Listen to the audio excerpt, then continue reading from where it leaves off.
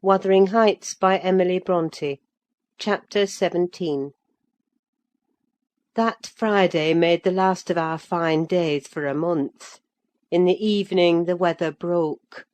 The wind shifted from south to north east, and brought rain first, and then sleet and snow. On the morrow one could hardly imagine that there had been 3 weeks of summer. The primroses and crocuses were hidden under wintry drifts; the larks were silent; the young leaves of the early trees smitten and blackened; and dreary and chill and dismal that morrow did creep over. My master kept his room. I took possession of the lonely parlour, converting it into a nursery; and there I was, sitting with the moaning doll of a child laid on my knee, rocking it to and fro, and watching meanwhile the still driving flakes build up the uncurtained window, when the door opened, and some person entered out of breath and laughing. My anger was greater than my astonishment for a minute. I supposed it one of the maids, and I cried, "Have done! How dare you show your giddiness here? What would Mr. Linton say if he heard you?" "Excuse me," answered a familiar voice, "but I know Edgar is in bed, and I cannot stop myself." With that the speaker came forward to the fire, panting and holding her hand to her side. "I have run the whole way from Wuthering Heights," she continued, after a pause, "except where I've flown. I couldn't count the number of falls I've had. Oh, I'm aching all over! Don't be alarmed. There shall be an explanation as soon as I can give it. Only just have the goodness to step out, and order the carriage to take me on to Gimmerton, and tell a servant to seek up a few clothes in my wardrobe." The intruder was Mrs. Heathcliff. She certainly seemed in no laughing predicament. Her hair streamed on her shoulders, dripping with snow and water. She was dressed in the girlish dress she commonly wore, befitting her age more than her position: a low frock with short sleeves, and nothing on either head or neck.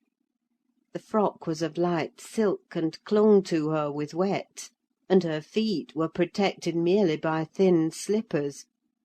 Add to this a deep cut under one ear, which only the cold prevented from bleeding profusely; a white face scratched and bruised, and a frame hardly able to support itself through fatigue; and you may fancy my first fright was not much allayed when I had had leisure to examine her.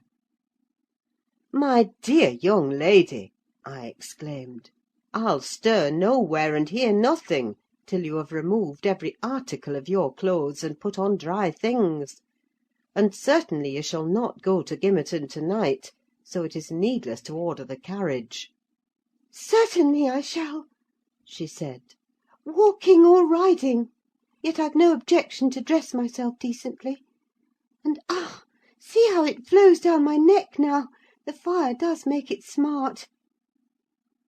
She insisted on my fulfilling her directions before she would let me touch her; and not till after the coachman had been instructed to get ready, and a maid set to pack up some necessary attire, did I obtain her consent for binding the wound, and helping to change her garments.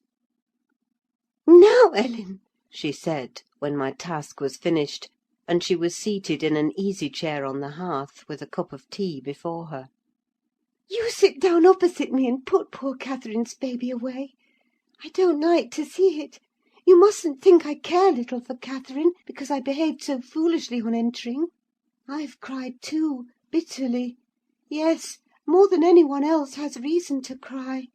We parted unreconciled, you remember, and I shan't forgive myself. But for all that, I was not going to sympathise with him, the brute beast! Oh, give me the poker! This is the last thing of his I have about me." She slipped the gold ring from her third finger, and threw it on the floor. "I'll smash it," she continued, striking it with childish spite. "and then I'll burn it." and she took and dropped the misused article among the coals. There! He shall buy another if he gets me back again. He'd be capable of coming to seek me, to tease Edgar. I dare not stay, lest that notion should possess his wicked head. And besides, Edgar has not been kind, has he? And I won't come suing for his assistance, nor will I bring him into more trouble. Necessity compelled me to seek shelter here; though, if I had not learned he was out of the way, I'd have halted at the kitchen, washed my face, warmed myself, got you to bring what I wanted, and departed again to anywhere out of the reach of my of that incarnate goblin. Ah! He was in such a fury! If he had caught me, it's a pity Earnshaw is not his match in strength. I wouldn't have run till I'd seen him all but demolished, had Hindley been able to do it. "Well, don't talk so fast, miss," I interrupted. "You'll disorder the handkerchief I've tied round your face, and make the cut bleed again. Drink your tea, and take breath, and give over laughing. Laughter is sadly out of place under this roof, and in your condition." An undeniable truth, she replied. Listen to that child! It maintains a constant wail. Send it out of my hearing for an hour. I shan't stay any longer. I rang the bell, and committed it to a servant's care; and then I inquired what had urged her to escape from Wuthering Heights in such an unlikely plight, and where she meant to go, as she refused remaining with us. I ought, and I wished to remain, answered she, to cheer Edgar and take care of the baby, for two things, and because the Grange is my right home. But I tell you he wouldn't let me. Do you think he could bear to see me grow fat and merry? Could bear to think that we were tranquil, and not resolve on poisoning our comfort? Now I have the satisfaction of being sure that he detests me, to the point of its annoying him seriously to have me within earshot or eyesight. I notice, when I enter his presence, the muscles of his countenance are involuntarily distorted into an expression of hatred, partly arising from his knowledge of the good causes I have to feel that sentiment for him, and partly from original aversion. It is strong enough to make me feel pretty certain that he would not chase me over England, supposing I contrived a clear escape, and therefore I must get quite away. I've recovered from my first desire to be killed by him. I'd rather he killed himself. He has extinguished my love effectually, and so I'm at my ease. I can recollect yet how I loved him, and can dimly imagine that I could still be loving him if... No, no! Even if he had doted on me, the devilish nature would have revealed its existence somehow. Catherine had an awfully perverted taste to esteem him so dearly, knowing him so well. Monster! Would that he could be blotted out of creation and out of my memory! "Hush, hush! He's a human being," I said. "Be more charitable. There are worse men than he is yet." "He's not a human being," she retorted, "and he has no claim on my charity. I gave him my heart, and he took and pinched it to death, and flung it back to me. People feel with their hearts, Ellen; and since he has destroyed mine, I have not power to feel for him, and I would not, though he groaned from this to his dying day, and wept tears of blood for Catherine. No, indeed, indeed, I wouldn't." And here Isabella began to cry, but immediately dashing the water from her lashes, she recommenced. "You asked what has driven me to flight at last. I was compelled to attempt it, because I had succeeded in rousing his rage a pitch above his malignity. Pulling out the nerves with red-hot pincers requires more coolness than knocking on the head. He was worked up to forget the fiendish prudence he boasted of, and proceeded to murderous violence. I experienced pleasure in being able to exasperate him. The sense of pleasure woke my instinct of self-preservation, so I fairly broke free. And if ever I come into his hands again, he is welcome to a signal revenge.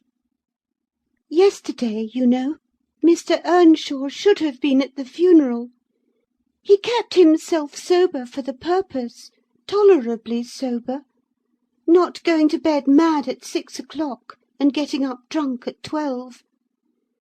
Consequently, he rose in suicidal low spirits, as fit for the church as for a dance, and instead he sat down by the fire and swallowed gin or brandy by tumblerfuls.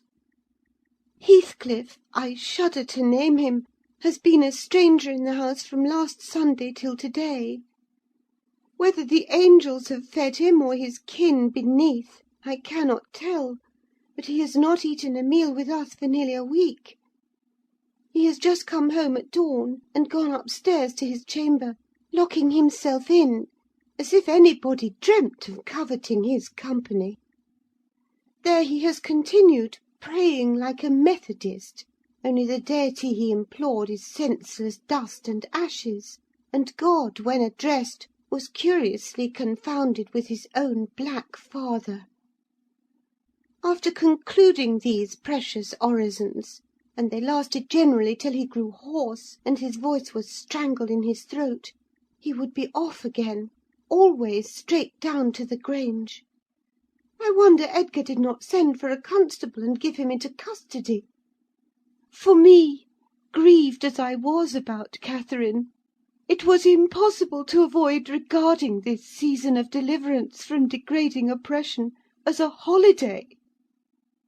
I recovered spirits sufficient to bear Joseph's eternal lectures without weeping, and to move up and down the house less with the foot of a frightened thief than formerly. You wouldn't think that I should cry at anything Joseph could say, but he and Hareton are detestable companions. I'd rather sit with Hindley and hear his awful talk than with t' little Maister and his staunch supporter, that odious old man. When Heathcliff is in, I'm often obliged to seek the kitchen and their society, or starve among the damp uninhabited chambers. When he is not, as was the case this week, I establish a table and chair at one corner of the house fire, and never mind how Mr. Earnshaw may occupy himself, and he does not interfere with my arrangements. He is quieter now than he used to be, if no one provokes him; more sullen and depressed, and less furious. Joseph affirms he's sure he's an altered man, that the Lord has touched his heart, and he is saved so as by fire. I'm puzzled to detect signs of the favourable change, but it is not my business. Yesterday evening I sat in my nook reading some old books till late on towards 12. It seemed so dismal to go upstairs, with the wild snow blowing outside, and my thoughts continually reverting to the kirkyard and the new-made grave. I dared hardly lift my eyes from the page before me, that melancholy scene so instantly usurped its place. Hindley sat opposite, his head leant on his hand, perhaps meditating on the same subject. He had ceased drinking at a point below irrationality, and had neither stirred nor spoken during 2 or 3 hours. There was no sound through the house but the moaning wind which shook the windows every now and then, the faint crackling of the coals, and the click of my snuffers as I removed at intervals the long wick of the candle. Hareton and Joseph were probably fast asleep in bed. It was very, very sad; and while I read I sighed, for it seemed as if all joy had vanished from the world, never to be restored. The doleful silence was broken at length by the sound of the kitchen latch. Heathcliff had returned from his watch earlier than usual, owing, I suppose, to the sudden storm. That entrance was fastened, and we heard him coming round to get in by the other. I rose with an irrepressible expression of what I felt on my lips, which induced my companion, who had been staring towards the door, to turn and look at me. "I'll keep him out 5 minutes," He exclaimed. "You won't object?" "No, you may keep him out the whole night for me," I answered. "Do put the key in the lock, and draw the bolts." Earnshaw accomplished this ere his guest reached the front. He then came and brought his chair to the other side of my table, leaning over it, and searching in my eyes for a sympathy with the burning hate that gleamed from his. As he both looked and felt like an assassin, he couldn't exactly find that; but he discovered enough to encourage him to speak.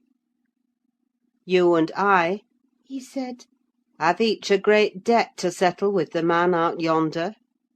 If we were neither of us cowards, we might combine to discharge it. Are you as soft as your brother? Are you willing to endure to the last, and not once attempt a repayment?" "I'm weary of enduring now," I replied, "and I'd be glad of a retaliation that wouldn't recoil on myself. But treachery and violence are spears pointed at both ends. They wound those who resort to them worse than their enemies." "Treachery and violence are a just return for treachery and violence," cried Hindley. "Mrs. Heathcliff, I'll ask you to do nothing, but sit still and be dumb. Tell me now, can you? I'm sure you would have as much pleasure as I in witnessing the conclusion of the fiend's existence. He'll be your death unless you overreach him, and he'll be my ruin. Damn the hellish villain! He knocks at the door as if he were master here already. Promise to hold your tongue, and before that clock strikes (it wants 3 minutes of 1), you're a free woman." He took the implements which I described to you in my letter from his breast, and would have turned down the candle. I snatched it away, however, and seized his arm. "I'll not hold my tongue," I said. "You mustn't touch him. Let the door remain shut, and be quiet." "No, I've formed my resolution, and by God I'll execute it!"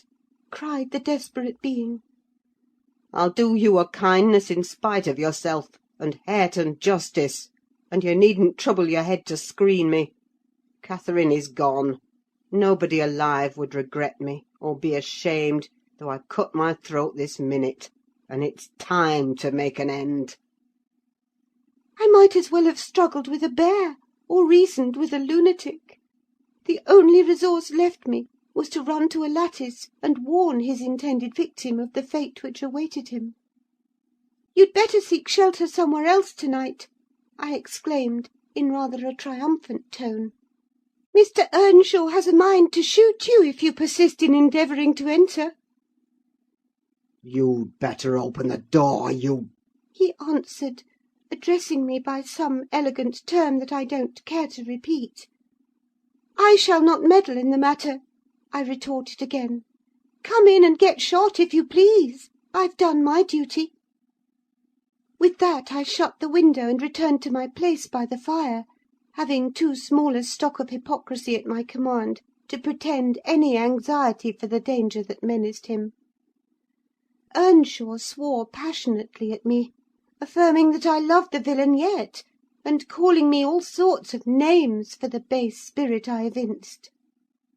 And I, in my secret heart, and conscience never reproached me, thought what a blessing it would be for him should Heathcliff put him out of misery, and what a blessing for me should he send Heathcliff to his right abode.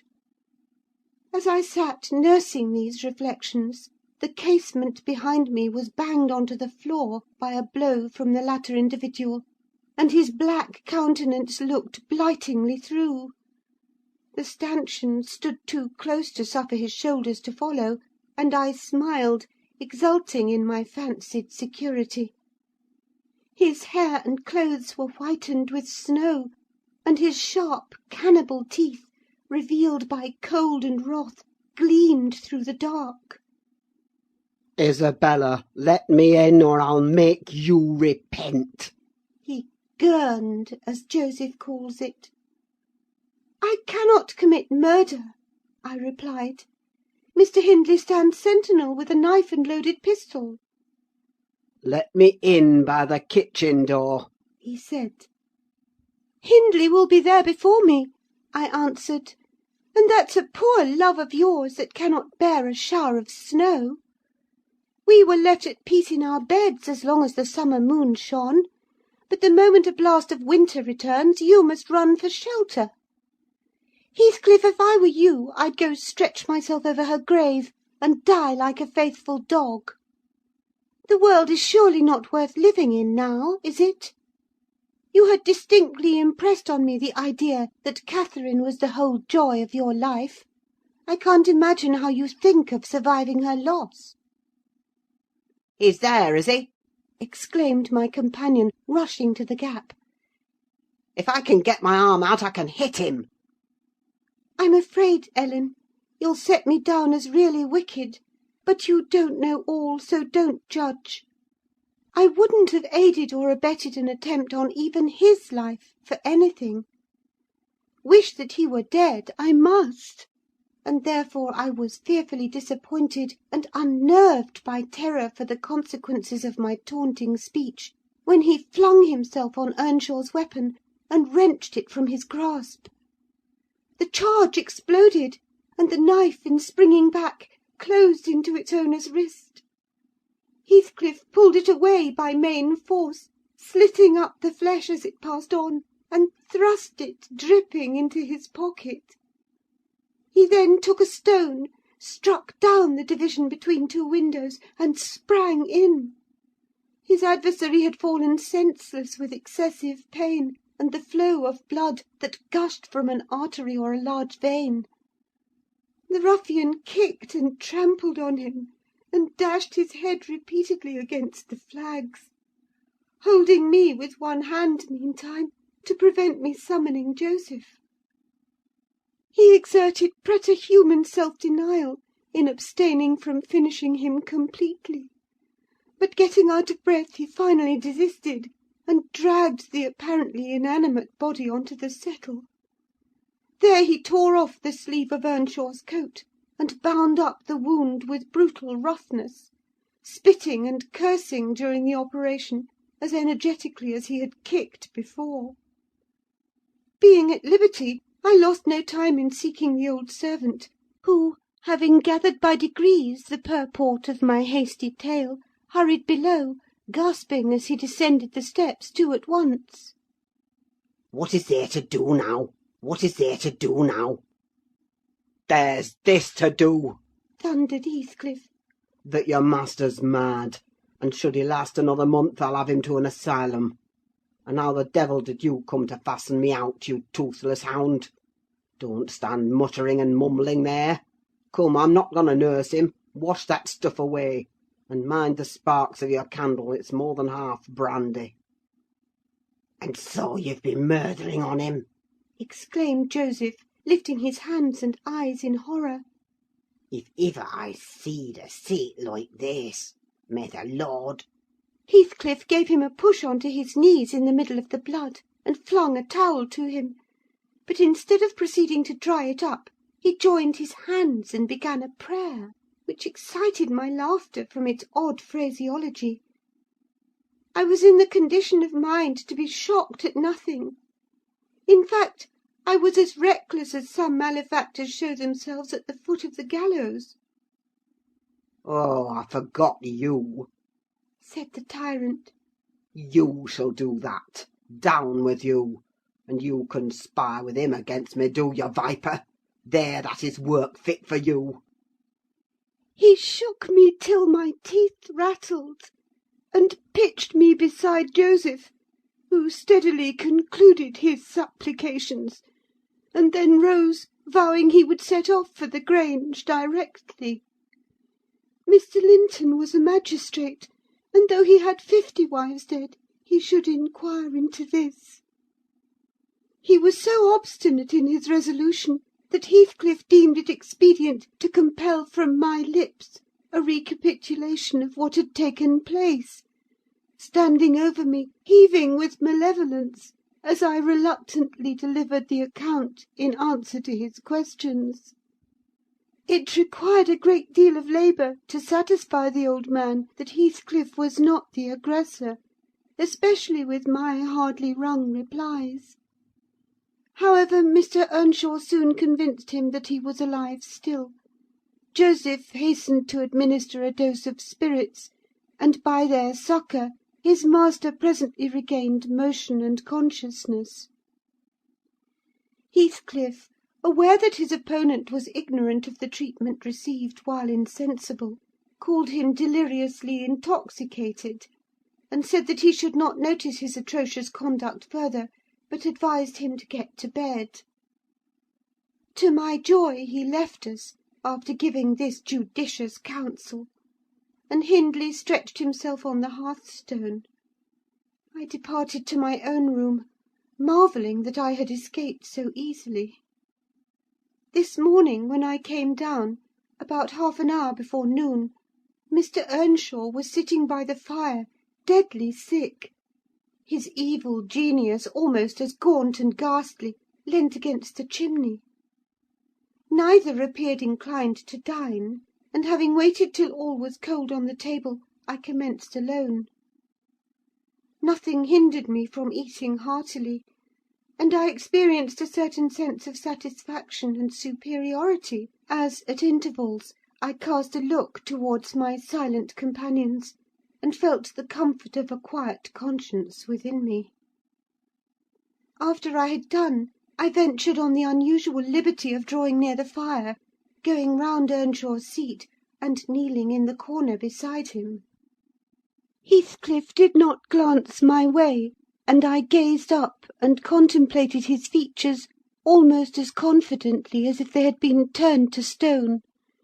His forehead, that I once thought so manly, and that I now think so diabolical, was shaded with a heavy cloud. His basilisk eyes were nearly quenched by sleeplessness, and weeping, perhaps, for the lashes were wet then. His lips, devoid of their ferocious sneer, and sealed in an expression of unspeakable sadness. Had it been another, I would have covered my face in the presence of such grief. In his case, I was gratified, and, ignoble as it seems to insult a fallen enemy, I couldn't miss this chance of sticking in a dart. His weakness was the only time when I could taste the delight of paying wrong for wrong. "Fie, fie, miss!" I interrupted. "One might suppose you had never opened a Bible in your life. If God afflict your enemies, surely that ought to suffice you. It is both mean and presumptuous to add your torture to his." "In general, I'll allow that it would be, Ellen," she continued. "But what misery laid on Heathcliff could content me, unless I have a hand in it? I'd rather he suffered less, if I might cause his sufferings, and he might know that I was the cause. Oh, I owe him so much! On only one condition can I hope to forgive him.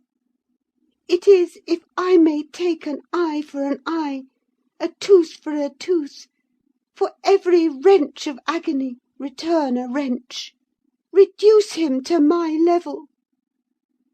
As he was the first to injure, make him the first to implore pardon; and then, why then, Ellen, I might show you some generosity.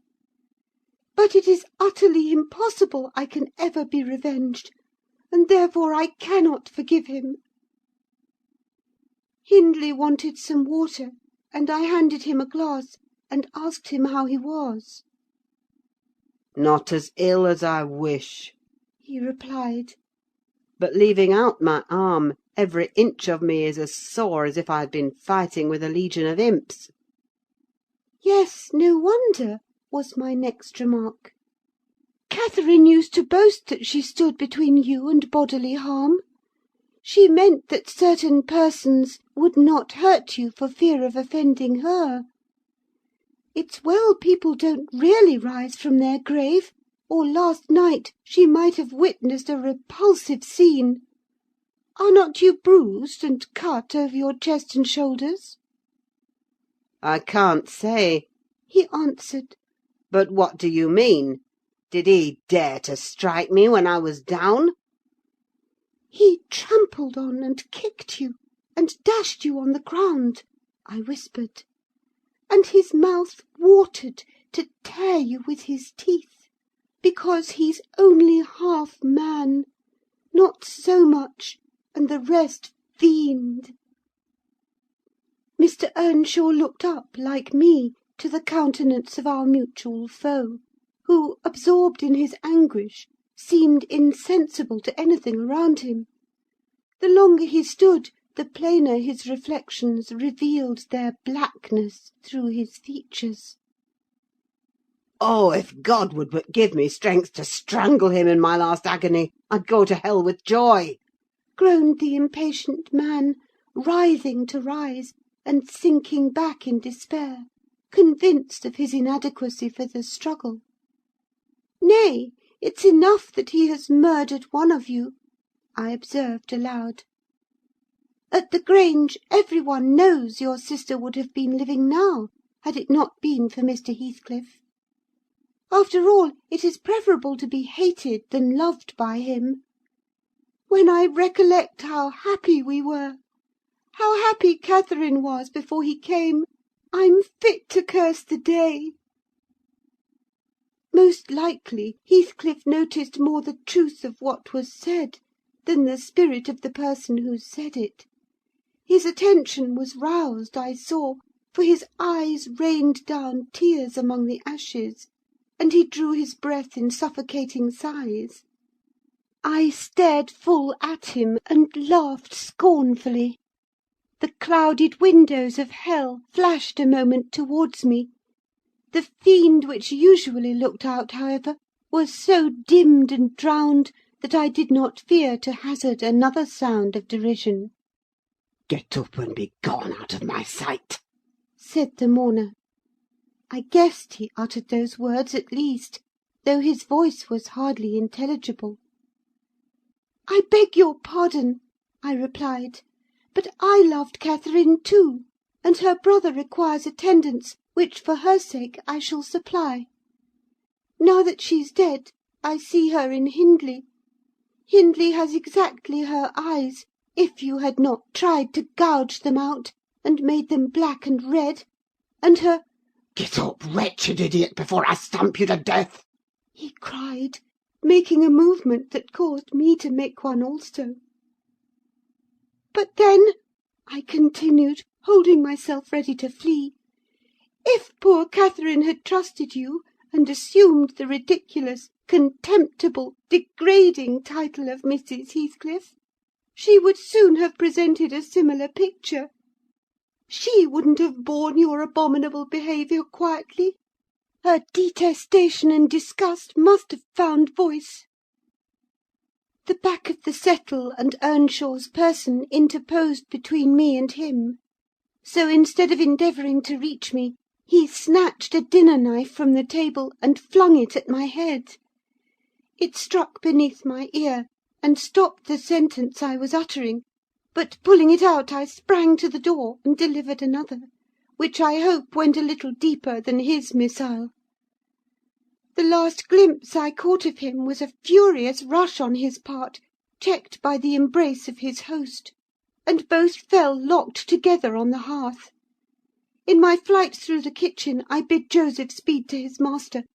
I knocked over Hareton, who was hanging a litter of puppies from a chair-back in the doorway, and, blessed as a soul escaped from purgatory, I bounded, leaped, and flew down the steep road; then, quitting its windings, shot direct across the moor, rolling over banks and wading through marshes, precipitating myself, in fact, towards the beacon light of the Grange.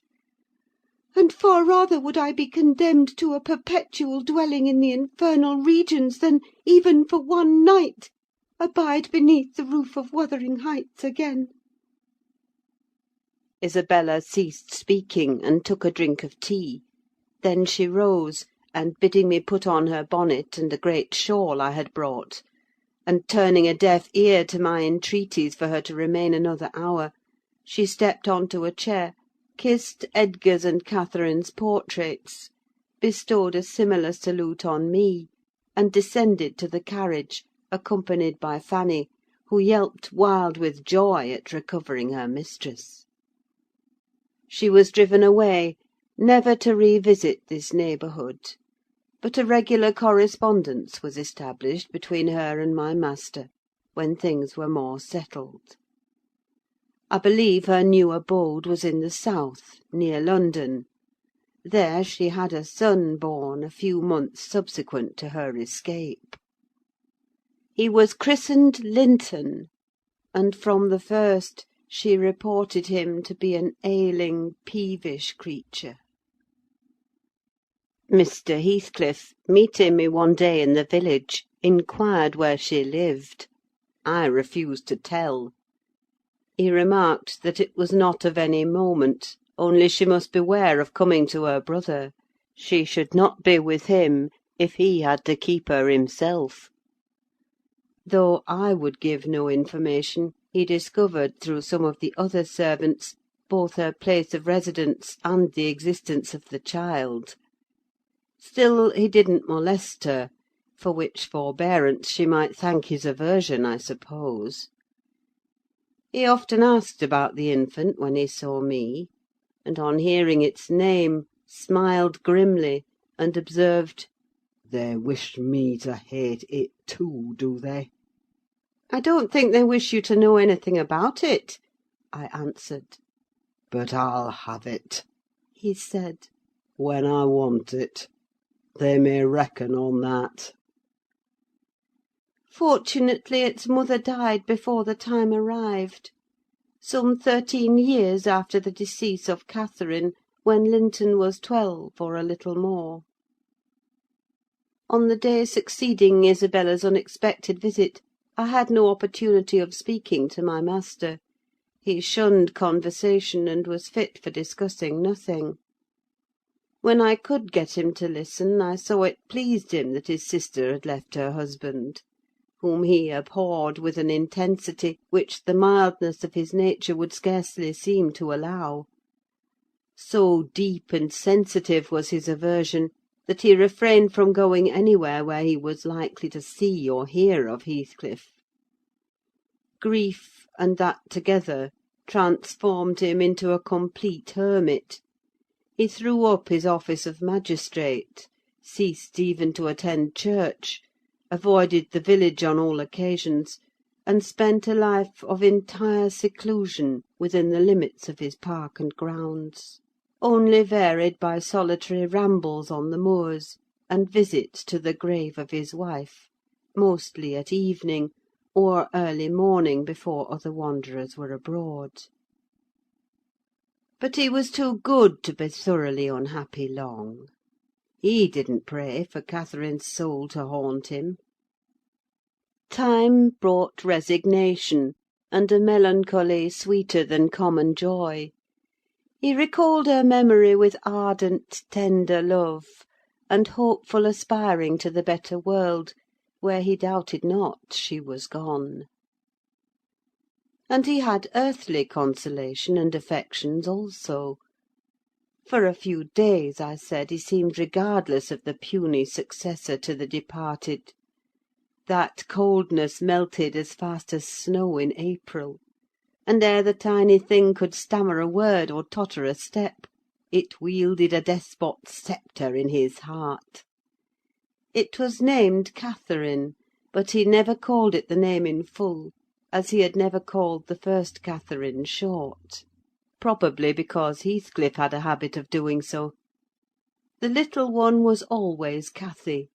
It formed to him a distinction from the mother, and yet a connection with her, and his attachment sprang from its relation to her, far more than from its being his own. I used to draw a comparison between him and Hindley Earnshaw, and perplex myself to explain satisfactorily why their conduct was so opposite in similar circumstances. They had both been fond husbands, and were both attached to their children, and I could not see how they shouldn't both have taken the same road, for good or evil. But I thought in my mind, Hindley, with apparently the stronger head, has shown himself sadly the worse and the weaker man. When his ship struck, the captain abandoned his post, and the crew, instead of trying to save her, rushed into riot and confusion, leaving no hope for their luckless vessel. Linton, on the contrary, displayed the true courage of a loyal and faithful soul. He trusted God, and God comforted him.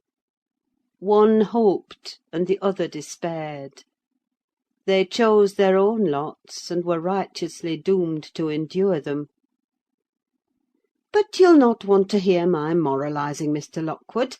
You'll judge as well as I can all these things. At least you'll think you will, and that's the same. The end of Earnshaw was what might have been expected. It followed fast on his sister's. There were scarcely 6 months between them. We at the Grange never got a very succinct account of his state preceding it. All that I did learn was on occasion of going to aid in the preparations for the funeral. Mr. Kenneth came to announce the event to my master. "Well, Nelly," said he, riding into the yard one morning, too early not to alarm me with an instant presentiment of bad news, "it's yours and my turn to go into mourning at present.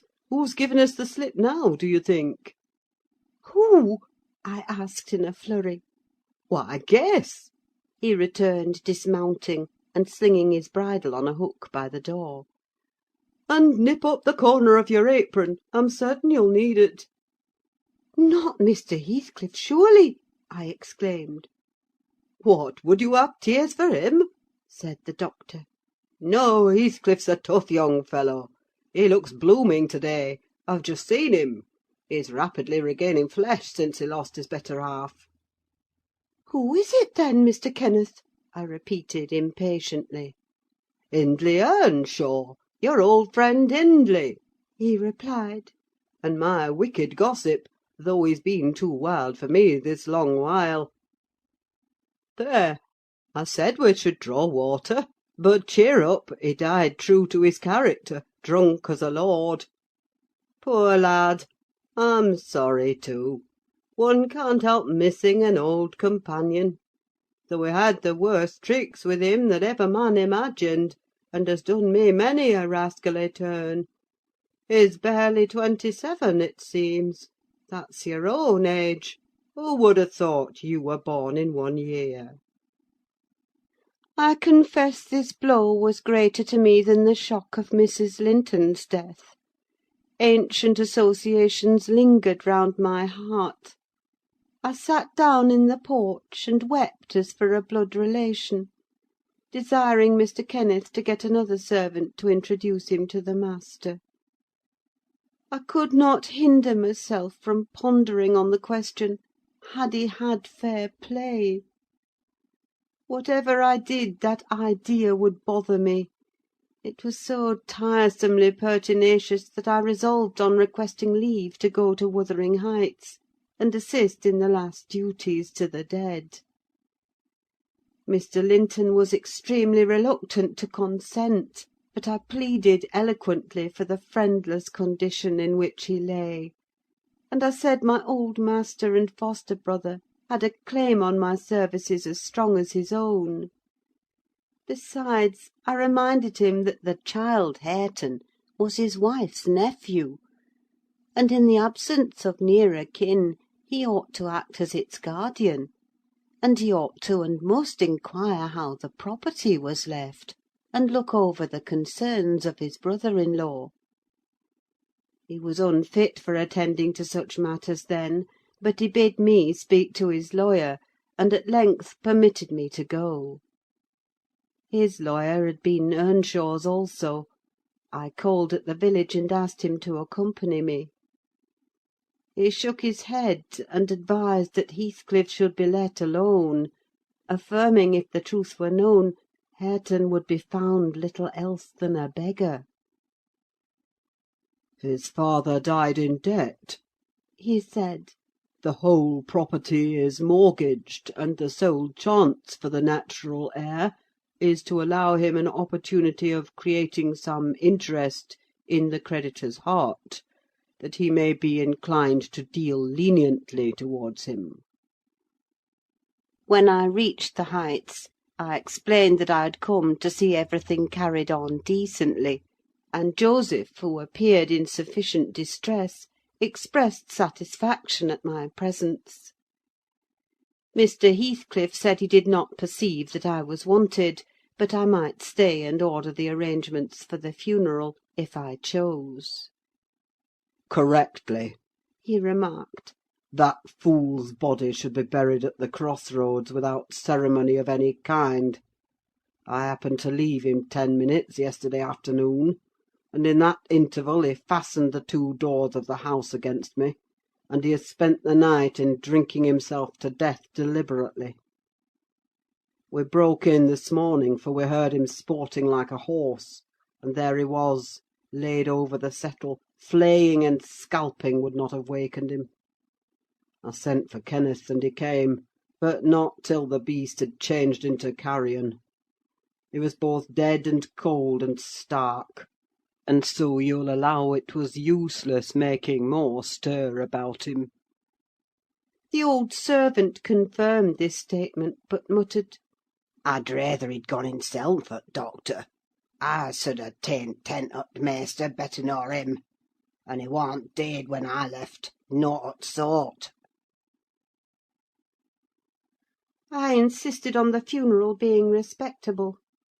Mr. Heathcliff said I might have my own way there too, only he desired me to remember that the money for the whole affair came out of his pocket.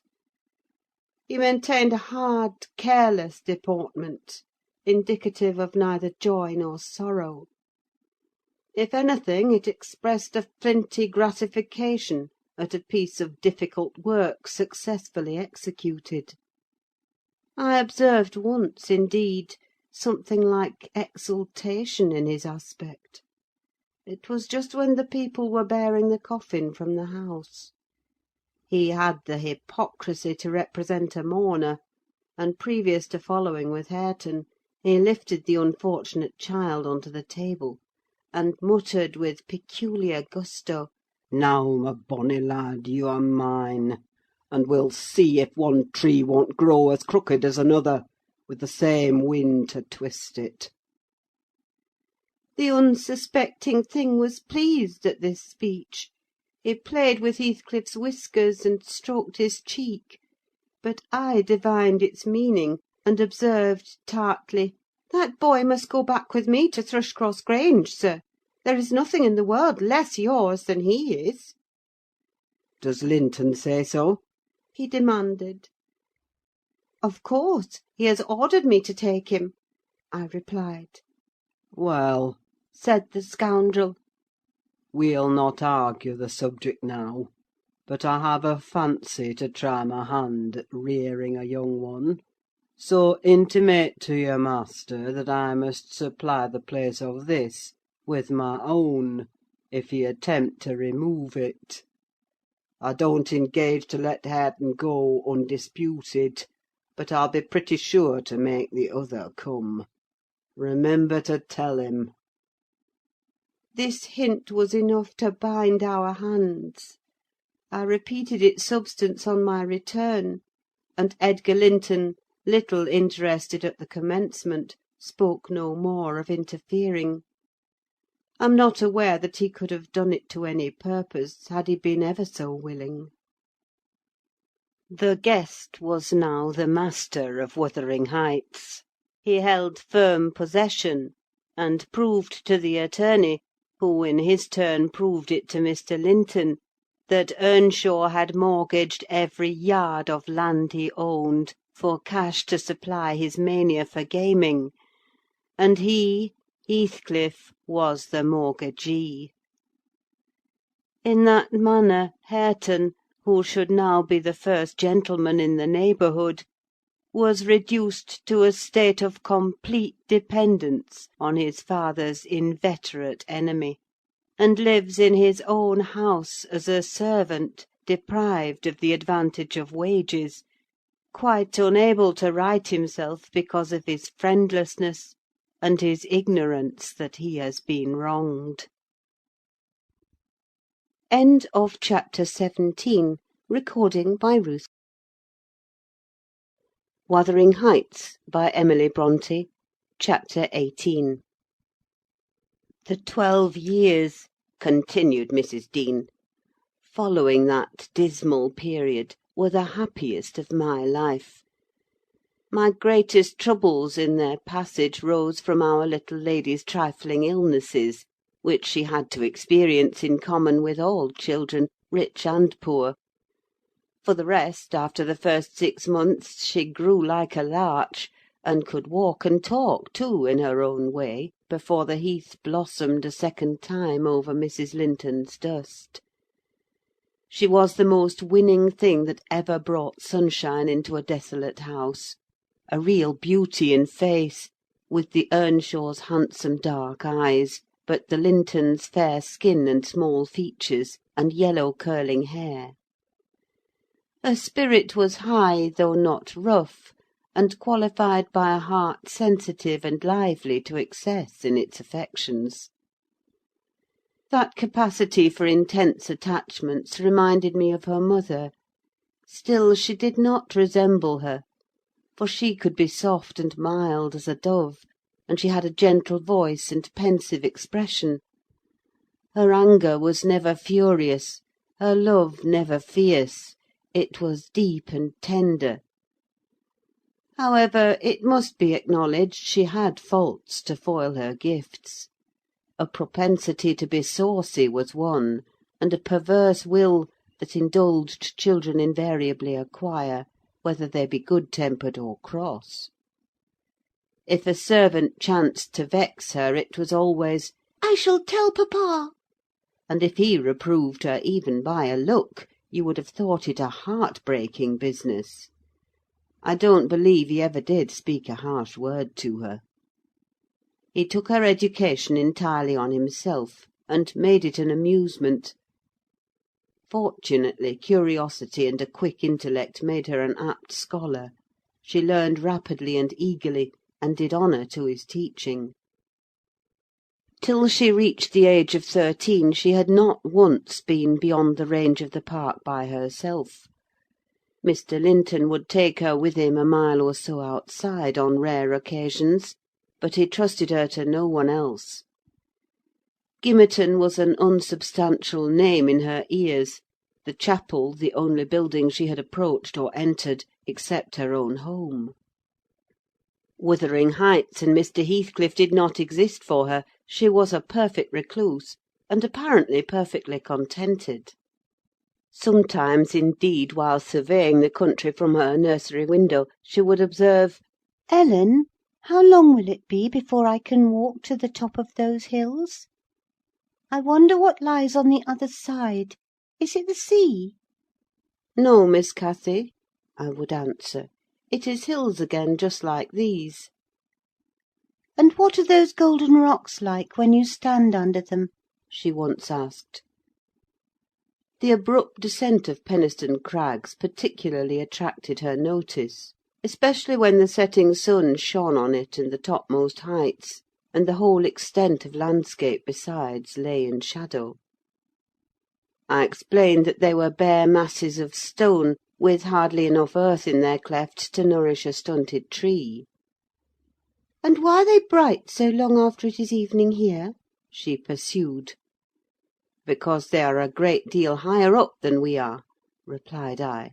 "You could not climb them: they're too high and steep. In winter the frost is always there before it comes to us, and deep into summer I have found snow under that black hollow on the north east side." "Oh, you have been on them?" she cried gleefully. "Then I can go too when I am a woman. Has papa been, Ellen?" "Papa would tell you, miss," I answered hastily, "that they are not worth the trouble of visiting. The moors where you ramble with him are much nicer, and Thrushcross Park is the finest place in the world." "But I know the park, and I don't know those," she murmured to herself. "And I should delight to look round me from the brow of that tallest point. My little pony Minnie shall take me some time." One of the maids mentioning the fairy cave quite turned her head with a desire to fulfil this project. She teased Mr. Linton about it, and he promised she should have the journey when she got older. But Miss Catherine measured her age by months, and "Now am I old enough to go to Penistone Crags?" was the constant question in her mouth. The road thither wound close by Wuthering Heights. Edgar had not the heart to pass it, so she received as constantly the answer, "Not yet, love, not yet." I said Mrs. Heathcliff lived above a dozen years after quitting her husband. Her family were of a delicate constitution. She and Edgar both lacked the ruddy health that you will generally meet in these parts. What her last illness was, I am not certain. I conjecture they died of the same thing, a kind of fever, slow at its commencement, but incurable, and rapidly consuming life towards the close. She wrote to inform her brother of the probable conclusion of a 4 months' indisposition under which she had suffered, and entreated him to come to her if possible, for she had much to settle, and she wished to bid him adieu, and deliver Linton safely into his hands. Her hope was that Linton might be left with him as he had been with her. His father, she would fain convince herself, had no desire to assume the burden of his maintenance or education. My master hesitated not a moment in complying with her request. Reluctant as he was to leave home at ordinary calls, he flew to answer this, commanding Catherine to my peculiar vigilance in his absence, with reiterated orders that she must not wander out of the park, even under my escort. He did not calculate on her going unaccompanied. He was away 3 weeks. The first day or two my charge sat in a corner of the library, too sad for either reading or playing. In that quiet state she caused me little trouble, but it was succeeded by an interval of impatient, fretful weariness, and being too busy, and too old then, to run up and down amusing her, I hit on a method by which she might entertain herself. I used to send her on her travels round the grounds, now on foot, and now on a pony, indulging her with a patient audience of all her real and imaginary adventures when she returned. The summer shone in full prime, and she took such a taste for this solitary rambling that she often contrived to remain out from breakfast till tea, and then the evenings were spent in recounting her fanciful tales. I did not fear her breaking bounds, because the gates were generally locked, and I thought she would scarcely venture forth alone if they had stood wide open. Unluckily, my confidence proved misplaced. Catherine came to me one morning at 8 o'clock, and said she was that day an Arabian merchant, going to cross the desert with his caravan, and I must give her plenty of provision for herself and beasts, a horse and 3 camels, personated by a large hound and a couple of pointers. I got together good store of dainties, and slung them in a basket on one side of the saddle, and she sprang up as gay as a fairy, sheltered by her wide-brimmed hat and gauze veil from the July sun, and trotted off with a merry laugh, mocking my cautious counsel to avoid galloping, and come back early. The naughty thing never made her appearance at tea. One traveller, the hound, being an old dog and fond of its ease, returned, but neither Cathy nor the pony nor the two pointers were visible in any direction. I dispatched emissaries down this path and that path, and at last went wandering in search of her myself. There was a labourer working at a fence round a plantation on the borders of the grounds. I inquired of him if he had seen our young lady. "Saw her at morn," he replied. "She would have me to cut her a hazel switch, and then she leapt her galloway over the hedge yonder, where it is lowest, and galloped out of sight." You may guess how I felt at hearing this news. It struck me directly she must have started for Penistone Crags. "What will become of her?" I ejaculated, pushing through a gap which the man was repairing, and making straight to the high road. I walked as if for a wager, mile after mile, till a turn brought me in view of the heights; but no Catherine could I detect, far or near. The Crags lie about 1.5 miles beyond Mr. Heathcliff's place, and that is 4 from the Grange, so I began to fear night would fall ere I could reach them. And what if she should have slipped in clambering among them, I reflected, and been killed, or broken some of her bones? My suspense was truly painful, and at first it gave me delightful relief to observe, in hurrying by the farmhouse, Charlie, the fiercest of the pointers, lying under a window, with swelled head and bleeding ear. I opened the wicket and ran to the door, knocking vehemently for admittance. A woman whom I knew, and who formerly lived at Gimmerton, answered. She had been servant there since the death of Mr. Earnshaw. "Ah!" said she, "you're coming a-seeking your little mistress. Don't be frightened, she's here safe; but I'm glad it isn't the master." "He's not at home, then, is he?" I panted, quite breathless with quick walking and alarm. "No, no," she replied. "Both he and Joseph are off, and I think they won't return this hour or more. Step in and rest you a bit." I entered, and beheld my stray lamb seated on the hearth, rocking herself in a little chair that had been her mother's when a child.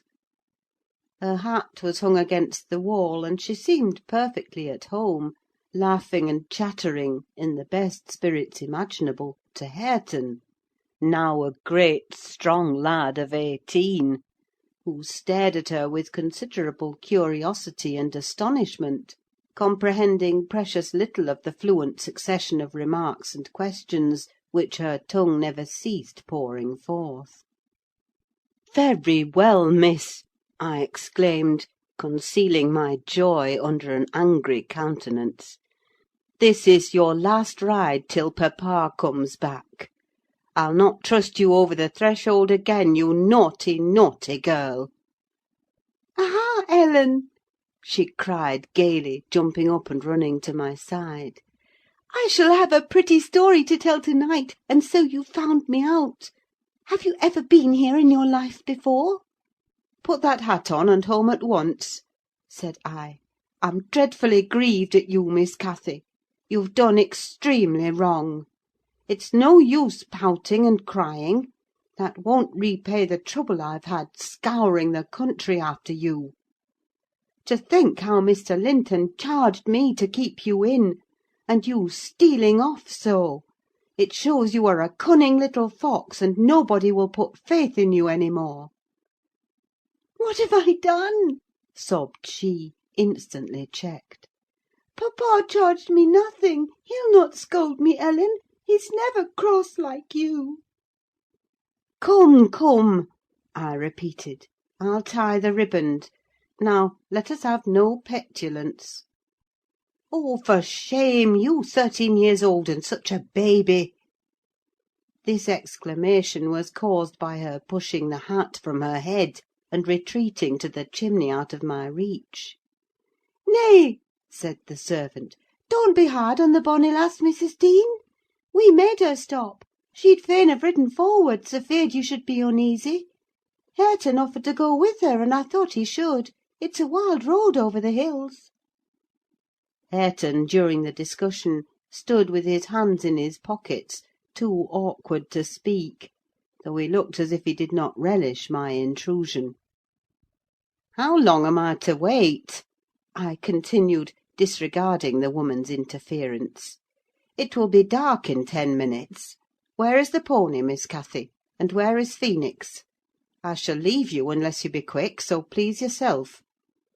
"The pony is in the yard," she replied, "and Phoenix is shut in there. He's bitten, and so is Charlie. I was going to tell you all about it, but you are in a bad temper, and don't deserve to hear." I picked up her hat, and approached to reinstate it; but, perceiving that the people of the house took her part, she commenced capering round the room, and, on my giving chase, ran like a mouse over and under and behind the furniture, rendering it ridiculous for me to pursue. Hareton and the woman laughed, and she joined them, and waxed more impertinent still, till I cried, in great irritation, "Well, Miss Cathy, if you were aware whose house this is, you'd be glad enough to get out." "It's your father's, isn't it?" said she, turning to Hareton. "Nay," he replied, looking down and blushing bashfully. He could not stand a steady gaze from her eyes, though they were just his own. "Whose then? Your master's?" she asked. He coloured deeper, with a different feeling, muttered an oath, and turned away. "Who is his master?" continued the tiresome girl, appealing to me. "He talked about our house and our folk. I thought he had been the owner's son. And he never said miss. He should have done, shouldn't he, if he's a servant?" Hareton grew black as a thundercloud at this childish speech. I silently shook my questioner, and at last succeeded in equipping her for departure. "Now get my horse," she said, addressing her unknown kinsman, as she would one of the stable boys at the Grange. "And you may come with me. I want to see where the goblin hunter rises in the marsh, and to hear about the fairishes, as you call them. But make haste. What's the matter? Get my horse, I say." "I'll see thee damned before I be thy servant," growled the lad. "You'll see me what?" asked Catherine in surprise. "Damned, thou saucy witch!" he replied. "There, Miss Cathy, you see you have got into pretty company," I interposed. "Nice words to be used to a young lady. Pray don't begin to dispute with him. Come, let us seek for Minnie ourselves, and be gone." "But, Ellen," cried she, staring fixed in astonishment. "how dare he speak so to me? Mustn't he be made to do as I ask him? You wicked creature, I shall tell papa what you said. Now then!"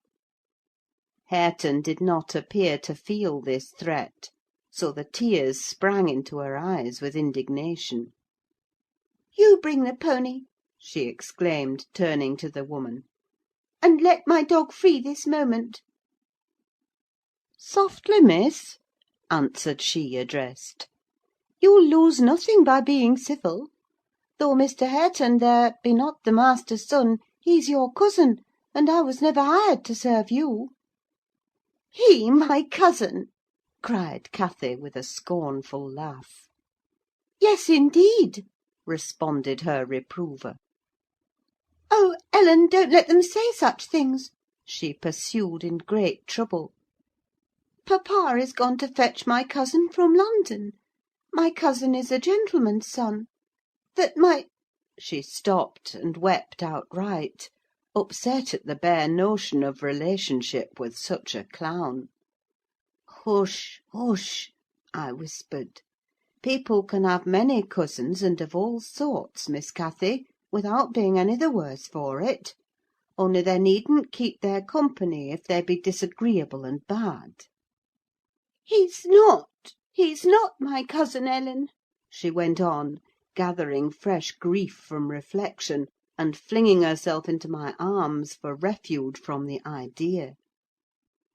I was much vexed at her and the servant for their mutual revelations, having no doubt of Linton's approaching arrival, communicated by the former, being reported to Mr. Heathcliff, and feeling as confident that Catherine's first thought on her father's return would be to seek an explanation of the latter's assertion concerning her rude-bred kindred. Hareton, recovering from his disgust at being taken for a servant, seemed moved by her distress, and having fetched the pony round to the door, he took, to propitiate her, a fine crooked-legged terrier whelp from the kennel, and putting it into her hand, bid her whist, for he meant naught. Pausing in her lamentations, she surveyed him with a glance of awe and horror, then burst forth anew. I could scarcely refrain from smiling at this antipathy to the poor fellow, who was a well-made, athletic youth, good-looking in features, and stout and healthy, but attired in garments befitting his daily occupations of working on the farm, and lounging among the moors after rabbits and game. Still, I thought I could detect in his physiognomy a mind owning better qualities than his father ever possessed. Good things lost amid a wilderness of weeds, to be sure, whose rankness far overtopped their neglected growth; yet, notwithstanding, evidence of a wealthy soil that might yield luxuriant crops under other and favourable circumstances. Mr. Heathcliff, I believe, had not treated him physically ill, thanks to his fearless nature, which offered no temptation to that course of oppression. He had none of the timid susceptibility that would have given zest to ill-treatment in Heathcliff's judgment. He appeared to have bent his malevolence on making him a brute. He was never taught to read or write, never rebuked for any bad habit which did not annoy his keeper, never led a single step towards virtue, or guarded by a single precept against vice. And, from what I heard, Joseph contributed much to his deterioration by a narrow-minded partiality, which prompted him to flatter and pet him as a boy, because he was the head of the old family. And as he had been in the habit of accusing Catherine Earnshaw and Heathcliff, when children, of putting the master past his patience, and compelling him to seek solace in drink by what he termed their offald ways, so at present he laid the whole burden of Hareton's faults on the shoulders of the usurper of his property. If the lad swore, he wouldn't correct him, nor however culpably he behaved. It gave Joseph satisfaction, apparently, to watch him go the worst lengths. He allowed that the lad was ruined, that his soul was abandoned to perdition, but then he reflected that Heathcliff must answer for it. Hareton's blood would be required at his hands, and there lay immense consolation in that thought. Joseph had instilled into him a pride of name and of his lineage. He would, had he dared, have fostered hate between him and the present owner of the Heights; but his dread of that owner amounted to superstition, and he confined his feelings regarding him to muttered innuendos and private comminations. I don't pretend to be intimately acquainted with the mode of living customary in those days at Wuthering Heights. I only speak from hearsay, for I saw little. The villagers affirmed Mr. Heathcliff was near, and a cruel hard landlord to his tenants; but the house inside had regained its ancient aspect of comfort under female management, and the scenes of riot, common in Hindley's time, were not now enacted within its walls. The master was too gloomy to seek companionship with any people, good or bad, and he is yet. This, however, is not making progress with my story. Miss Cathy rejected the peace offering of the terrier, and demanded her own dogs, Charlie and Phoenix. They came limping and hanging their heads, and we set out for home, sadly out of sorts, every one of us. I could not wring from my little lady how she had spent the day, except that, as I supposed, the goal of her pilgrimage was Penistone Crags, and she arrived without adventure to the gate of the farmhouse, when Hareton happened to issue forth, attended by some canine followers, who attacked her train. They had a smart battle before their owners could separate them. That formed an introduction. Catherine told Hareton who she was and where she was going, and asked him to show her the way, finally beguiling him to accompany her. He opened the mysteries of the Fairy Cave, and 20 other queer places; but, being in disgrace, I was not favoured with a description of the interesting objects she saw. I could gather, however, that her guide had been a favourite, till she hurt his feelings by addressing him as a servant, and Heathcliff's housekeeper hurt hers by calling him her cousin. Then the language he had held to her rankled in her heart. She, who was always love and darling and queen and angel with everybody at the Grange, to be insulted so shockingly by a stranger! She did not comprehend it, and hard work I had to obtain a promise that she would not lay the grievance before her father. I explained how he objected to the whole household at the Heights, and how sorry he would be to find she had been there; but I insisted most on the fact that if she revealed my negligence of his orders, he would perhaps be so angry that I should have to leave. And Cathy couldn't bear that prospect. She pledged her word, and kept it, for my sake. After all, she was a sweet little girl. End of chapter 18. Recording Wuthering Heights by Emily Brontë. Chapter 19. A letter edged with black announced the day of my master's return. Isabella was dead, and he wrote to bid me get mourning for his daughter, and arrange a room and other accommodations for his youthful nephew. Catherine ran wild with joy at the idea of welcoming her father back, and indulged most sanguine anticipations of the innumerable excellencies of her real cousin. The evening of their expected arrival came. Since early morning she had been busy ordering her own small affairs, and now, attired in her new black frock, poor thing, her aunt's death impressed her with no definite sorrow, she obliged me by constant worrying to walk with her down through the grounds to meet them. "Linton is just 6 months younger than I am," she chattered, as we strolled leisurely over the swells and hollows of mossy turf under shadow of the trees. "How delightful it will be to have him for a playfellow! Aunt Isabella sent papa a beautiful lock of his hair. It was lighter than mine, more flaxen, and quite as fine.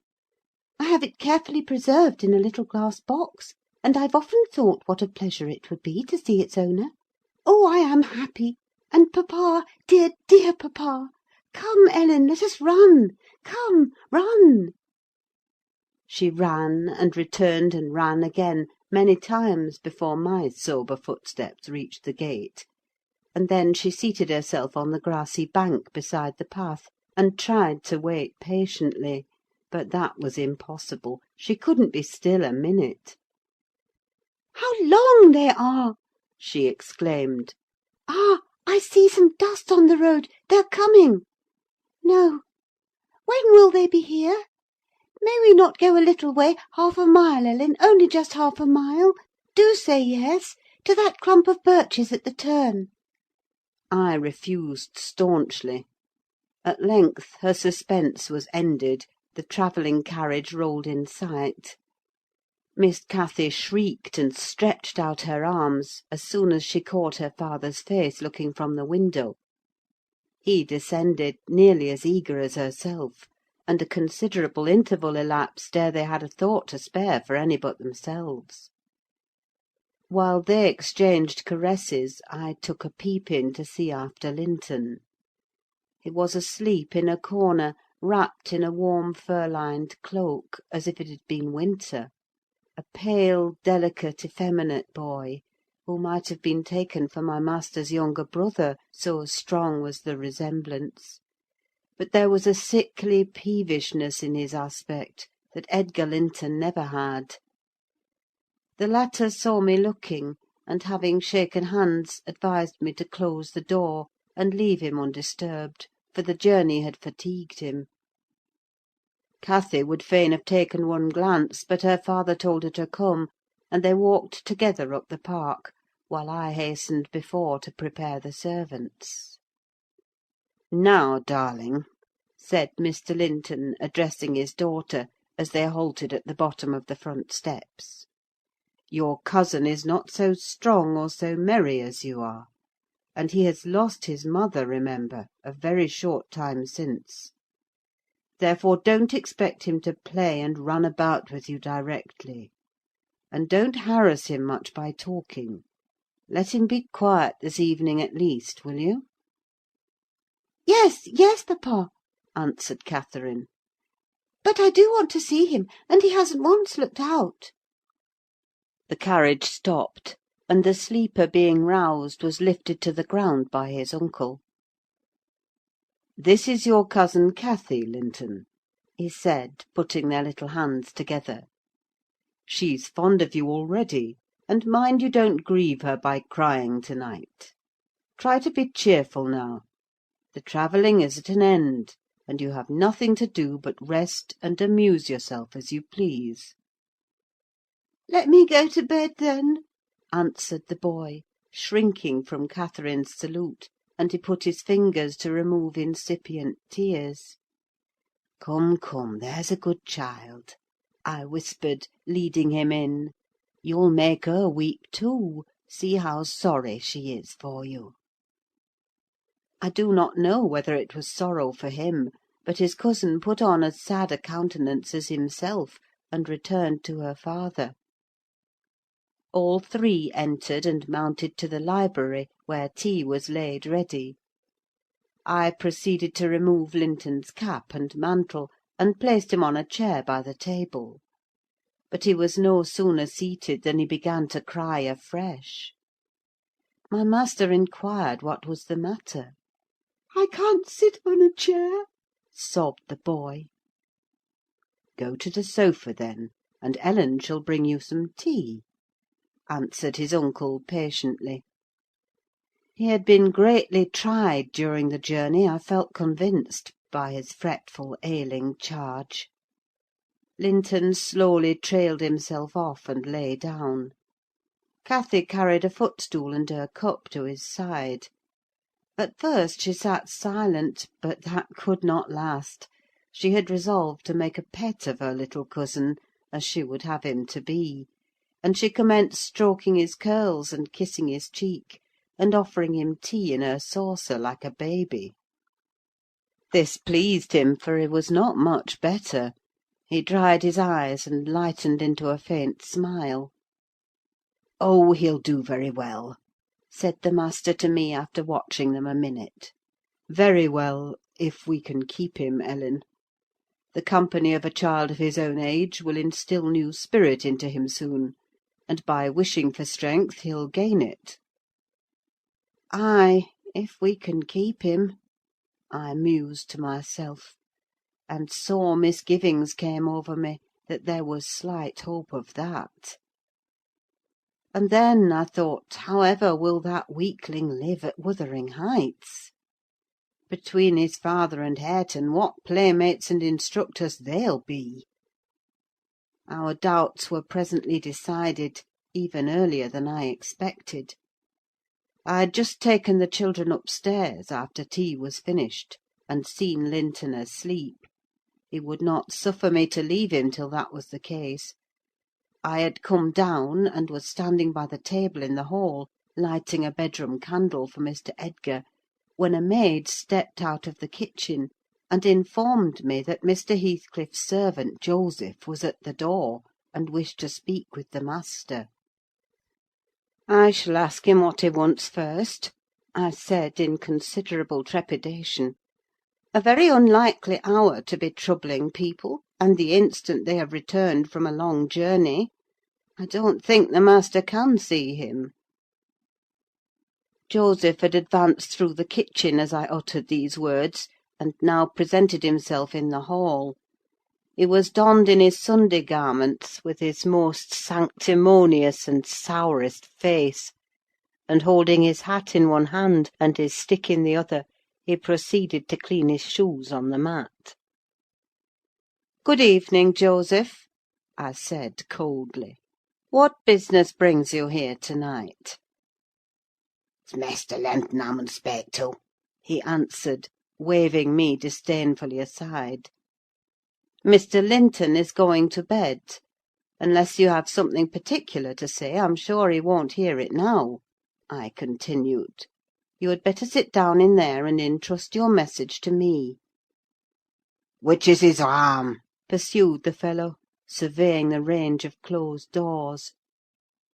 I perceived he was bent on refusing my mediation, so very reluctantly I went up to the library, and announced the unseasonable visitor, advising that he should be dismissed till next day.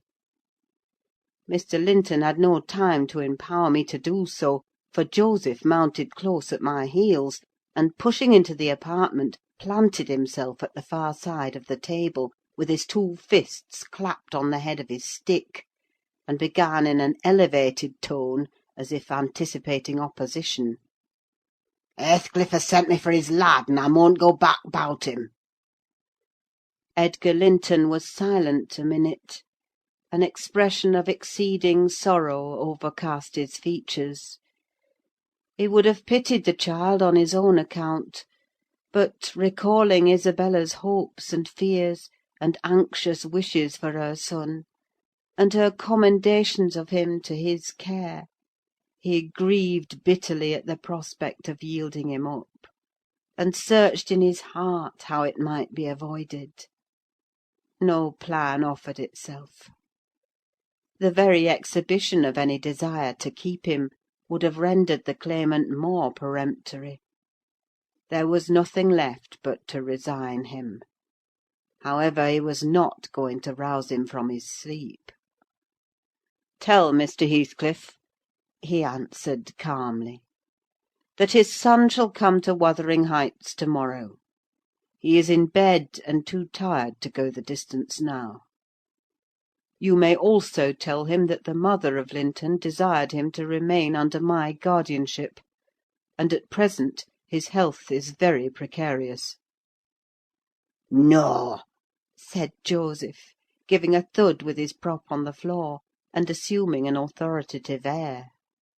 "No, that means nought. Heathcliff makes no count o' t' mother, nor ye norther; but he'll hew his lad, and I mun tak him: so now you know." "You shall not to-night," answered Linton decisively. "Walk downstairs at once, and repeat to your master what I have said. Ellen, show him down. Go!" And aiding the indignant elder with a lift by the arm, he rid the room of him and closed the door. "Varra weel!" shouted Joseph as he slowly drew off. "To-morn he's coming seln, and thrust him out if you dare!" Chapter 19. Wuthering Heights, by Emily Brontë. Chapter 20. To obviate the danger of this threat being fulfilled, Mr. Linton commissioned me to take the boy home early on Catherine's pony; and, said he, "as we shall now have no influence over his destiny, good or bad, you must say nothing of where he has gone to my daughter. She cannot associate with him hereafter, and it is better for her to remain in ignorance of his proximity, lest she should be restless and anxious to visit the Heights. Merely tell her his father sent for him suddenly, and he has been obliged to leave us." Linton was very reluctant to be roused from his bed at 5 o'clock, and astonished to be informed that he must prepare for further travelling; but I softened off the matter by stating that he was going to spend some time with his father, Mr. Heathcliff, who wished to see him so much he did not like to defer the pleasure till he should recover from his late journey. My father! He cried in strange perplexity. Mamma never told me I had a father. Where does he live? I'd rather stay with uncle. "He lives a little distance from the Grange," I replied, "just beyond those hills. Not so far, but you may walk over here when you get hearty. And you should be glad to go home and to see him. You must try to love him as you did your mother, and then he will love you." But why have I not heard of him before? asked Linton. Why didn't mamma and he live together as other people do? "He had business to keep him in the north," I answered, "and your mother's health required her to reside in the south." And why didn't mamma speak to me about him?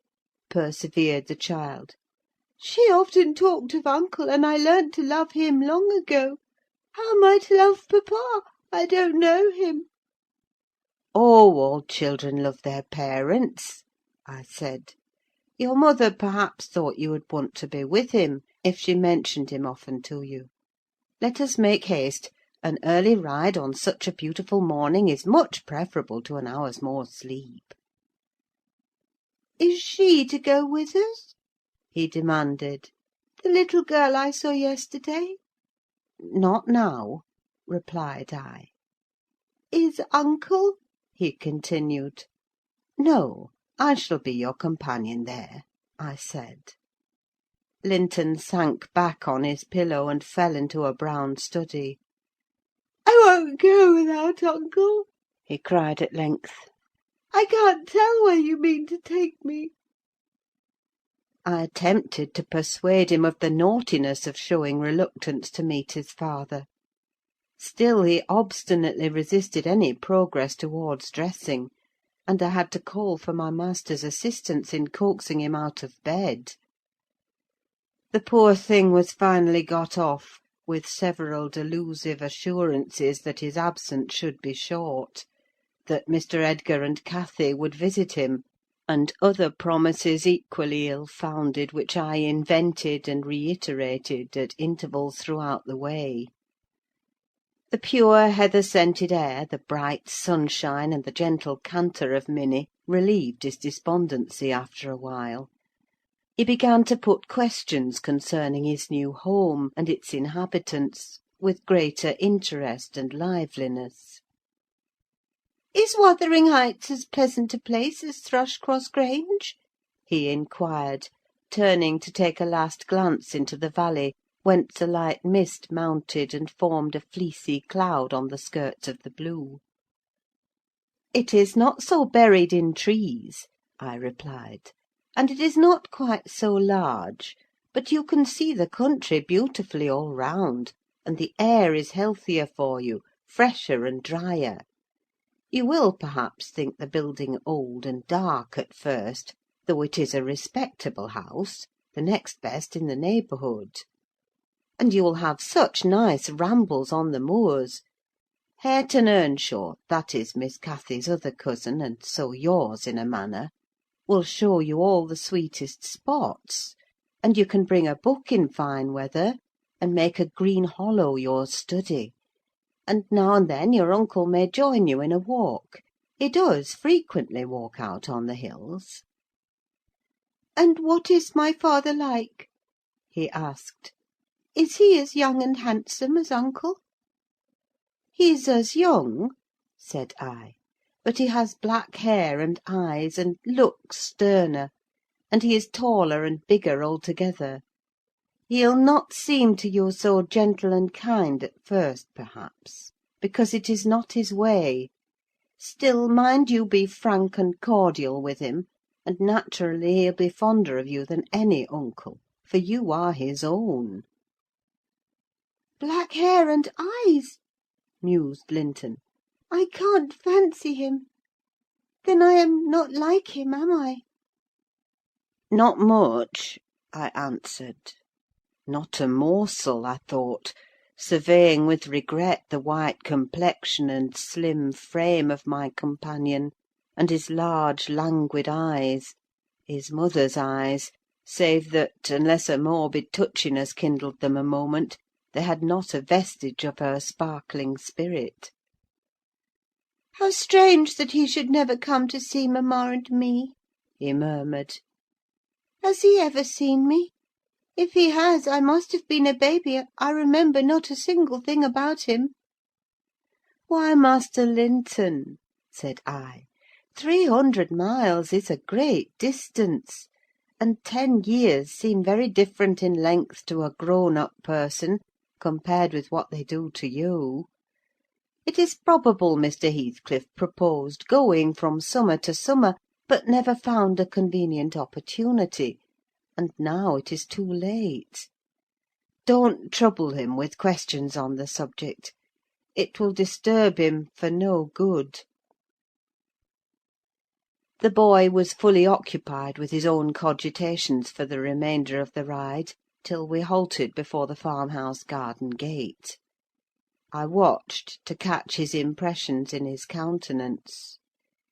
He surveyed the carved front and low-browed lattices, the straggling gooseberry bushes and crooked firs, with solemn intentness, and then shook his head. His private feelings entirely disapproved of the exterior of his new abode. But he had sense to postpone complaining: there might be compensation within. Before he dismounted, I went and opened the door. It was 6:30. The family had just finished breakfast. The servant was clearing and wiping down the table.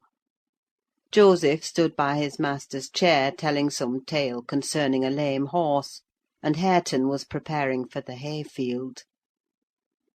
"Hello, Nelly," said Mr. Heathcliff, when he saw me.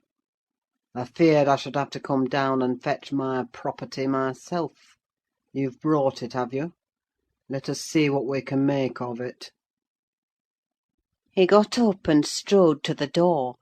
Hareton and Joseph followed in gaping curiosity. Poor Linton ran a frightened eye over the faces of the three. "Surely," said Joseph, after a grave inspection, "he's swapped with ye, maister, and yon's his lass." Heathcliff, having stared his son into an ague of confusion, uttered a scornful laugh. "God, what a beauty! What a lovely, charming thing!" he exclaimed. "Haven't they reared it on snails and sour milk, Nelly? Oh, damn my soul, but that's worse than I expected; and the devil knows I was not sanguine." I bid the trembling and bewildered child get down and enter. He did not thoroughly comprehend the meaning of his father's speech, or whether it were intended for him. Indeed, he was not yet certain that the grim, sneering stranger was his father. But he clung to me with growing trepidation, and on Mr. Heathcliff's taking a seat and bidding him come hither, he hid his face on my shoulder and wept. "Tut, tut!" said Heathcliff, stretching out a hand and dragging him roughly between his knees, and then holding up his head by the chin. "None of that nonsense! We're not going to hurt thee, Linton. Isn't that thy name? Thou art thy mother's child entirely. Where's my share in thee, puling chicken?" He took off the boy's cap and pushed back his thick flaxen curls, felt his slender arms and his small fingers; during which examination Linton ceased crying, and lifted his great blue eyes to inspect the inspector. "Do you know me?" asked Heathcliff, having satisfied himself that the limbs were all equally frail and feeble. "No," said Linton, with a gaze of vacant fear. "You've heard of me, I daresay?" "No." he replied again. "No? What a shame of your mother, never to waken your filial regard for me! You are my son, then, I'll tell you. And your mother was a wicked slut to leave you in ignorance of the sort of father you possessed. Now don't wince and colour up, though it is something to see you have not white blood. Be a good lad, and I'll do for you. Nelly, if you be tired, you may sit down. If not, get home again. I guess you'll report what you hear and see to the cipher at the Grange, and this thing won't be settled while you linger about it.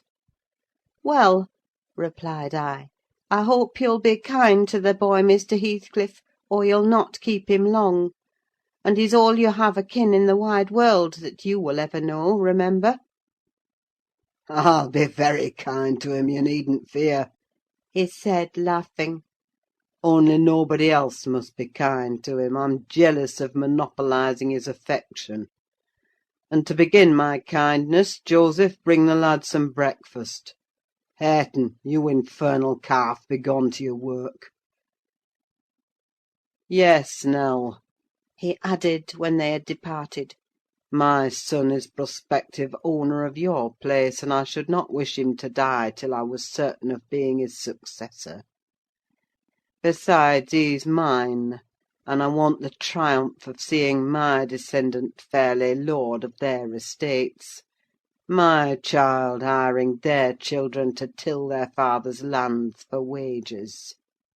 That is the sole consideration which can make me endure the whelp. I despise him for himself, and hate him for the memories he revives. But that consideration is sufficient. He's as safe with me, and shall be tended as carefully as your master tends his own. I have a room upstairs furnished for him in handsome style. I've engaged a tutor, also, to come 3 times a week, from 20 miles distance, to teach him what he pleases to learn. I've ordered Hareton to obey him, and in fact I've arranged everything with a view to preserve the superior and the gentleman in him above his associates. I do regret, however, that he so little deserves the trouble. If I wished any blessing in the world, it was to find him a worthy object of pride, and I'm bitterly disappointed with the way-faced, whining wretch." While he was speaking, Joseph returned bearing a basin of milk porridge, and placed it before Linton, who stirred round the homely mess with a look of aversion, and affirmed he could not eat it. I saw the old manservant shared largely in his master's scorn of the child, though he was compelled to retain the sentiment in his heart, because Heathcliff plainly meant his underlings to hold him in honour. "Cannot eat it?" repeated he, peering in Linton's face, and subduing his voice to a whisper, for fear of being overheard. "But Maister Hareton niver ate nought else, when he were a little un, and what were good enough for him's good enough for ye, I'se rayther think." I shan't eat it, answered Linton, snappishly. Take it away. Joseph snatched up the food indignantly and brought it to us. "Is there aught ails the victuals?" he asked, thrusting the tray under Heathcliff's nose. "What should ail them?" he said. "Why," answered Joseph, "yon dainty chap says he cannot eat them, but I guess it's right. His mother were just so. We were almost too mucked soaked corn for macking her breed." "Don't mention his mother to me," said the master, angrily. "Get him something he can eat, that's all. What is his usual food, Nelly?" I suggested boiled milk or tea, and the housekeeper received instructions to prepare some. Come, I reflected, his father's selfishness may contribute to his comfort. He perceives his delicate constitution and the necessity of treating him tolerably. I'll console Mr. Edgar by acquainting him with the turn Heathcliff's humour has taken. Having no excuse for lingering longer, I slipped out, while Linton was engaged in timidly rebuffing the advances of a friendly sheep-dog. But he was too much on the alert to be cheated. As I closed the door, I heard a cry, and a frantic repetition of the words, Don't leave me! I'll not stay here! I'll not stay here!" Then the latch was raised and fell. They did not suffer him to come forth. I mounted Minny, and urged her to a trot; and so my brief guardianship ended. Chapter 20. Wuthering Heights, by Emily Brontë. Chapter 21. We had sad work with little Cathy that day. She rose in high glee, eager to join her cousin; and such passionate tears and lamentations followed the news of his departure, that Edgar himself was obliged to soothe her, by affirming he should come back soon. He added, however, "if I can get him," and there were no hopes of that. This promise poorly pacified her. But time was more potent; and though still at intervals she inquired of her father when Linton would return, before she did see him again his features had waxed so dim in her memory that she did not recognise him. When I chanced to encounter the housekeeper of Wuthering Heights in paying business visits to Gimmerton, I used to ask how the young master got on, for he lived almost as secluded as Catherine herself, and was never to be seen. I could gather from her that he continued in weak health, and was a tiresome inmate. She said Mr. Heathcliff seemed to dislike him ever longer and worse, though he took some trouble to conceal it. He had an antipathy to the sound of his voice, and could not do at all with his sitting in the same room with him many minutes together. There seldom passed much talk between them. Linton learnt his lessons and spent his evenings in a small apartment they called the parlour, or else lay in bed all day, for he was constantly getting coughs and colds and aches and pains of some sort. "And I never know such a faint-hearted creature," added the woman. "No one so careful of hisseln. He will go on, if I leave the window open a bit late in the evening. Oh, it's killing a breath of night air! And he must have a fire in the middle of summer, and Joseph's bacca pipe is poison, and he must always have sweets and dainties, and always milk, milk for ever, heeding nought how the rest of us are pinched in winter. And there he'll sit wrapped in his furred cloak in his chair by the fire, with some toast and water or other slop on the hob to sip at. And if Hareton, for pity, comes to amuse him, Hareton is not bad-natured, though he's rough.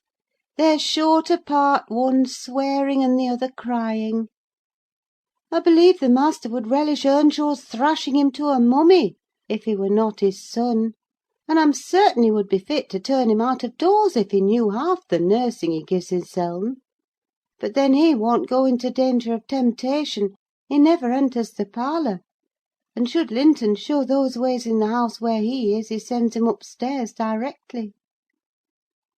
I divined from this account that utter lack of sympathy had rendered young Heathcliff selfish and disagreeable, if he were not so originally; and my interest in him, consequently, decayed; though still I was moved with a sense of grief at his lot, and a wish that he had been left with us. Mr. Edgar encouraged me to gain information: he thought a great deal about him, I fancy, and would have run some risk to see him; and he told me once to ask the housekeeper whether he ever came into the village. She said he had only been twice, on horseback, accompanying his father, and both times he pretended to be quite knocked up for 3 or 4 days afterwards. That housekeeper left, if I recollect rightly, 2 years after he came; and another, whom I did not know, was her successor. She lives there still. Time wore on at the Grange in its former pleasant way till Miss Cathy reached 16. On the anniversary of her birth we never manifested any signs of rejoicing, because it was also the anniversary of my late mistress's death. Her father invariably spent that day alone in the library, and walked at dusk as far as Gimmerton kirkyard, where he would frequently prolong his stay beyond midnight.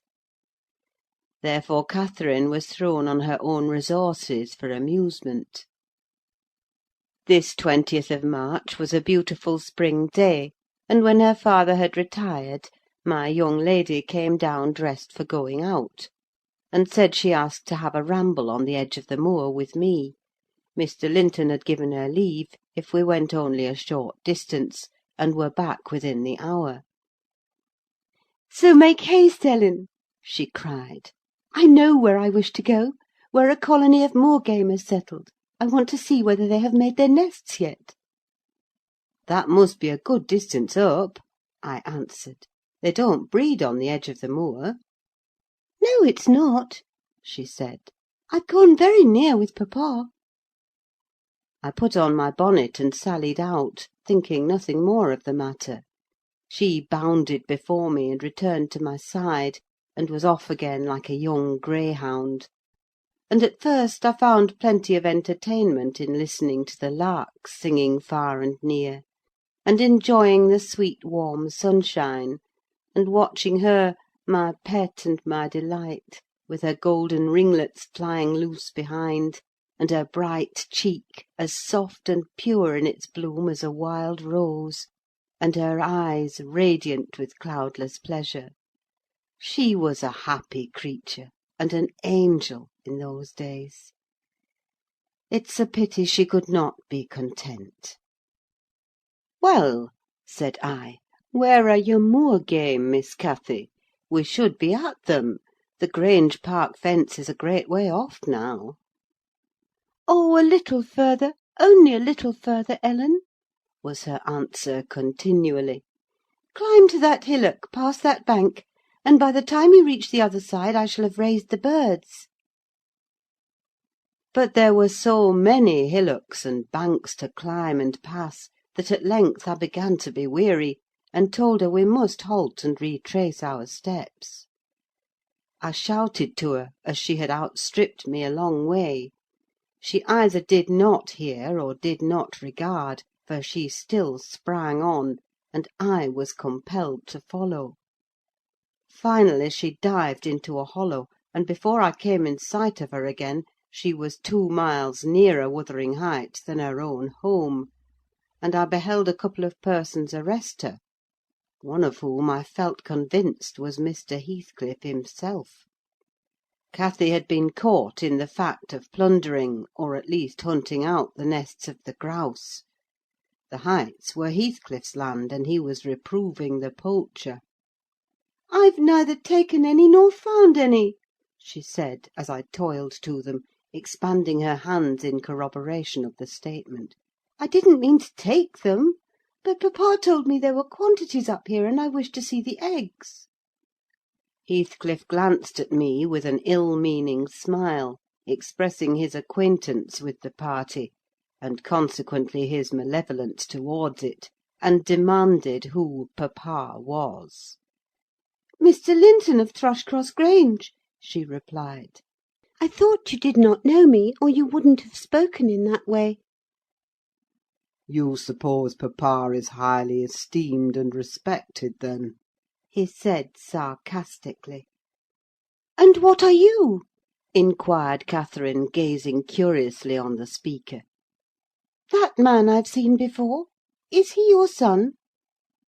She pointed to Hareton, the other individual, who had gained nothing but increased bulk and strength by the addition of 2 years to his age. He seemed as awkward and rough as ever. "Miss Cathy," I interrupted, "it will be 3 hours instead of 1 that we are out presently. We really must go back." "No, that man is not my son," answered Heathcliff, pushing me aside. "but I have one, and you have seen him before, too; and though your nurse is in a hurry, I think both you and she would be the better for a little rest. Will you just turn this nab of heath and walk into my house? You'll get home earlier for the ease, and you shall receive a kind welcome." I whispered Catherine that she mustn't on any account accede to the proposal. It was entirely out of the question. "Why?" she asked aloud. "I'm tired of running, and the ground is dewy. I can't sit here. Let us go, Ellen. Besides, he says I have seen his son. He's mistaken, I think, but I guess where he lives, at the farmhouse I visited in coming from Penistone Crags. Don't you?" I do. Come, Nelly, hold your tongue. It will be a treat for her to look in on us. Hareton, get forwards with the lass. You shall walk with me, Nelly." "No, she's not going to any such place!" I cried, struggling to release my arm, which he had seized. But she was almost at the door-stones already, scampering round the brow at full speed. Her appointed companion did not pretend to escort her: he shied off by the roadside and vanished. "Mr. Heathcliff, it's very wrong," I continued. "You know you mean no good. And there she'll see Linton, and all will be told as soon as ever we return, and I shall have the blame." "I want her to see Linton," he answered. "He's looking better these few days: it's not often he's fit to be seen; and we'll soon persuade her to keep the visit secret. Where is the harm of it?"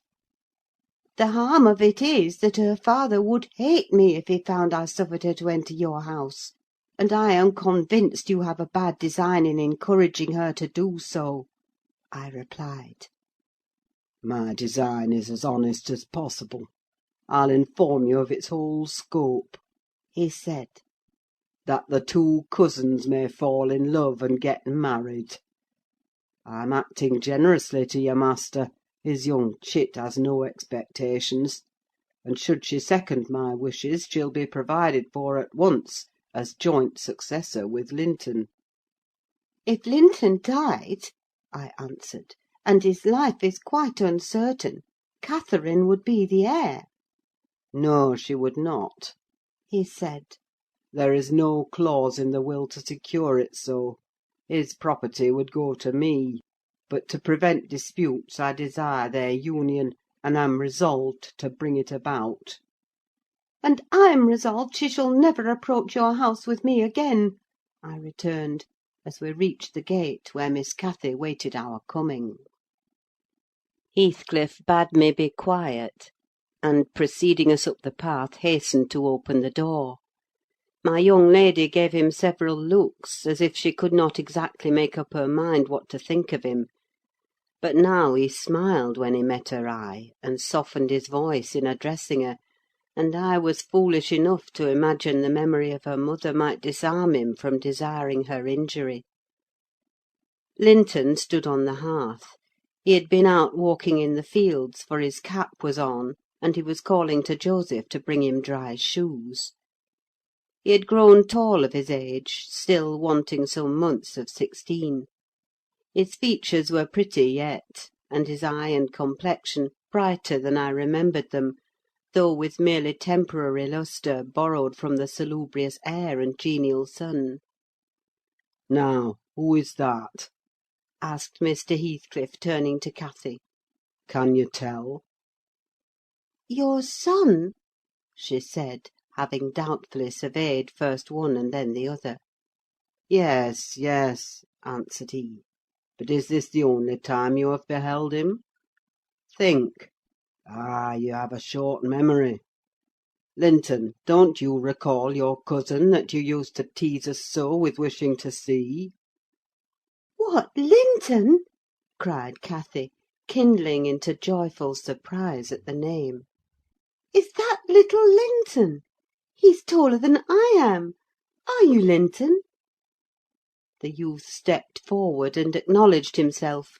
She kissed him fervently, and they gazed with wonder at the change time had wrought in the appearance of each.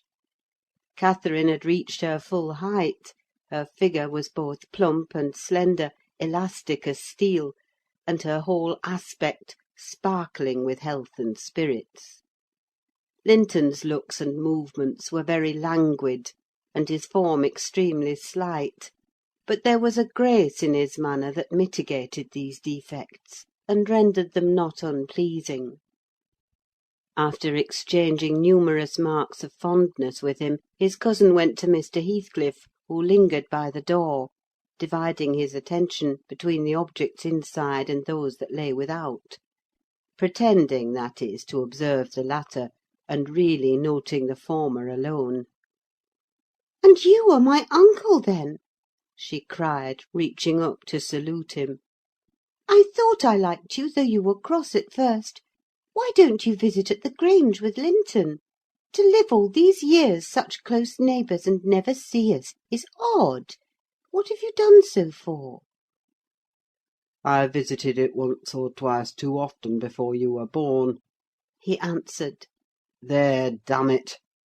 If you have any kisses to spare, give them to Linton. They're thrown away on me.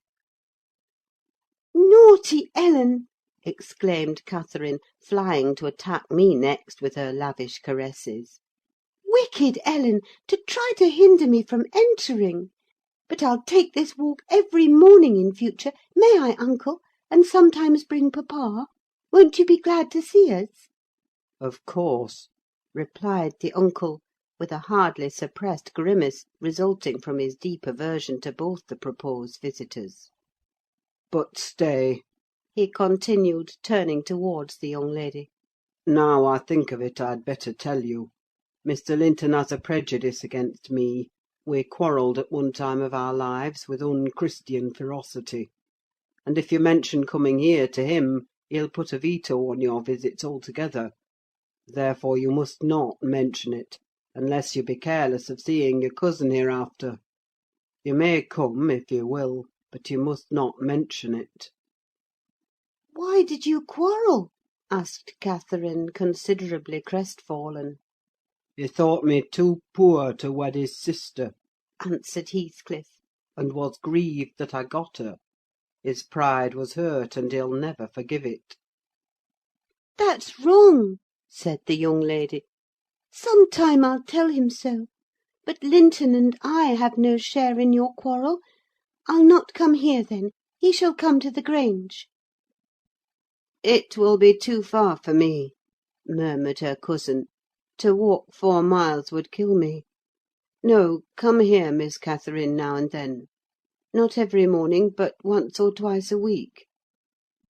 The father launched towards his son a glance of bitter contempt. "I am afraid, Nelly, I shall lose my labour. He muttered to me. Miss Catherine, as the ninny calls her, will discover his value, and send him to the devil. Now, if it had been Hareton! Do you know that 20 times a day I covet Hareton, with all his degradation? I'd have loved the lad had he been some one else. But I think he's safe from her love. I'll pit him against that paltry creature, unless it bestir itself briskly. We calculate it will scarcely last till it is 18. Oh, confound the vapid thing! He's absorbed in drying his feet, and never looks at her. Linton!" "Yes, father," answered the boy. "Have you nothing to show your cousin anywhere about? Not even a rabbit or a weasel's nest? Take her into the garden before you change your shoes, and into the stable to see your horse." "Wouldn't you rather sit here?" asked Linton, addressing Cathy in a tone which expressed reluctance to move again. "I don't know," she replied, casting a longing look to the door, and evidently eager to be active. He kept his seat, and shrank closer to the fire. Heathcliff rose and went into the kitchen, and from thence to the yard, calling out for Hareton. Hareton responded, and presently the two re-entered. The young man had been washing himself, as was visible by the glow on his cheeks and his wetted hair. "Oh, I'll ask you, uncle!" cried Miss Cathy, recollecting the housekeeper's assertion. "That is not my cousin, is he?" "Yes," he replied. "your mother's nephew. Don't you like him?" Catherine looked queer. "Is he not a handsome lad?" he continued.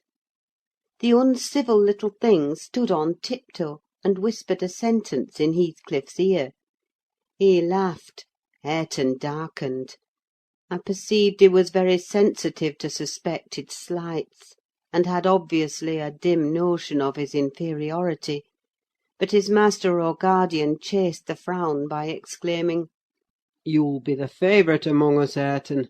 She says you are what was it? Well, something very flattering. Here, you go with her round the farm, and behave like a gentleman, mind. Don't use any bad words, and don't stare when the young lady is not looking at you, and be ready to hide your face when she is. And when you speak, say your words slowly, and keep your hands out of your pockets.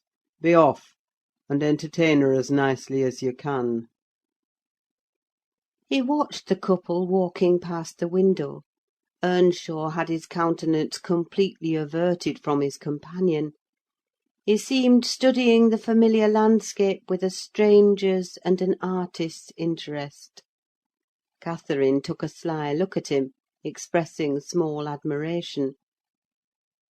She then turned her attention to seeking out objects of amusement for herself, and tripped merrily on, lilting a tune to supply the lack of conversation.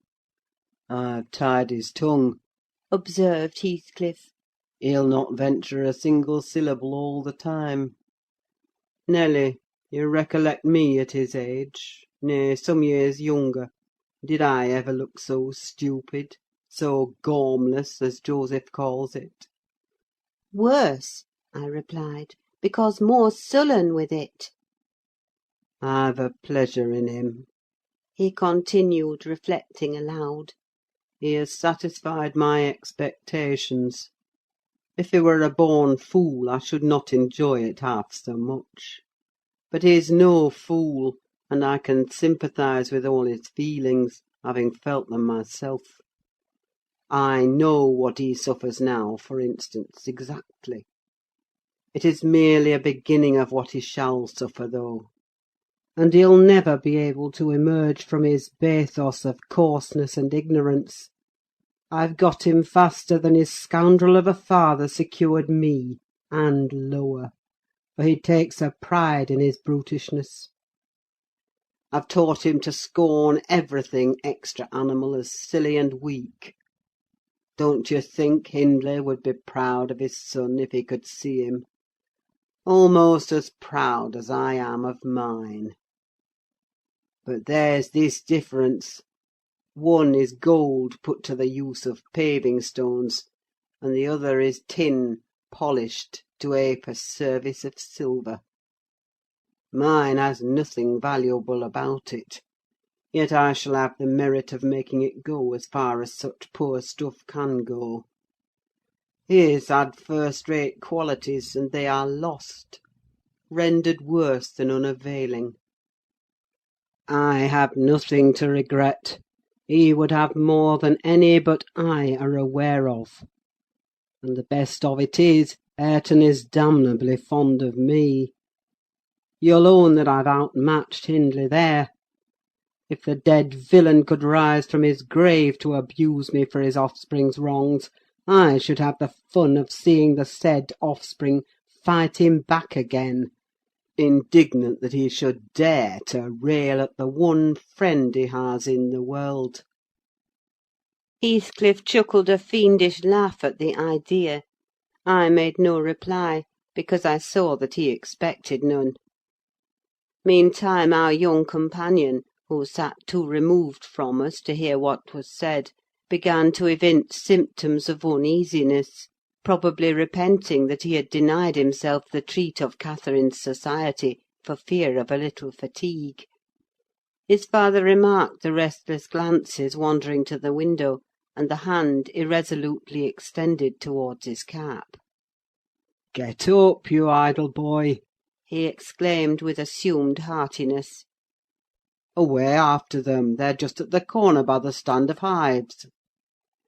Linton gathered his energies and left the hearth. The lattice was open, and as he stepped out, I heard Cathy inquiring of her unsociable attendant what was that inscription over the door. Hareton stared up and scratched his head like a true clown. "It's some damnable writing," he answered. "I cannot read it." "Can't read it?" cried Catherine. "I can read it. It's English. But I want to know why it is there."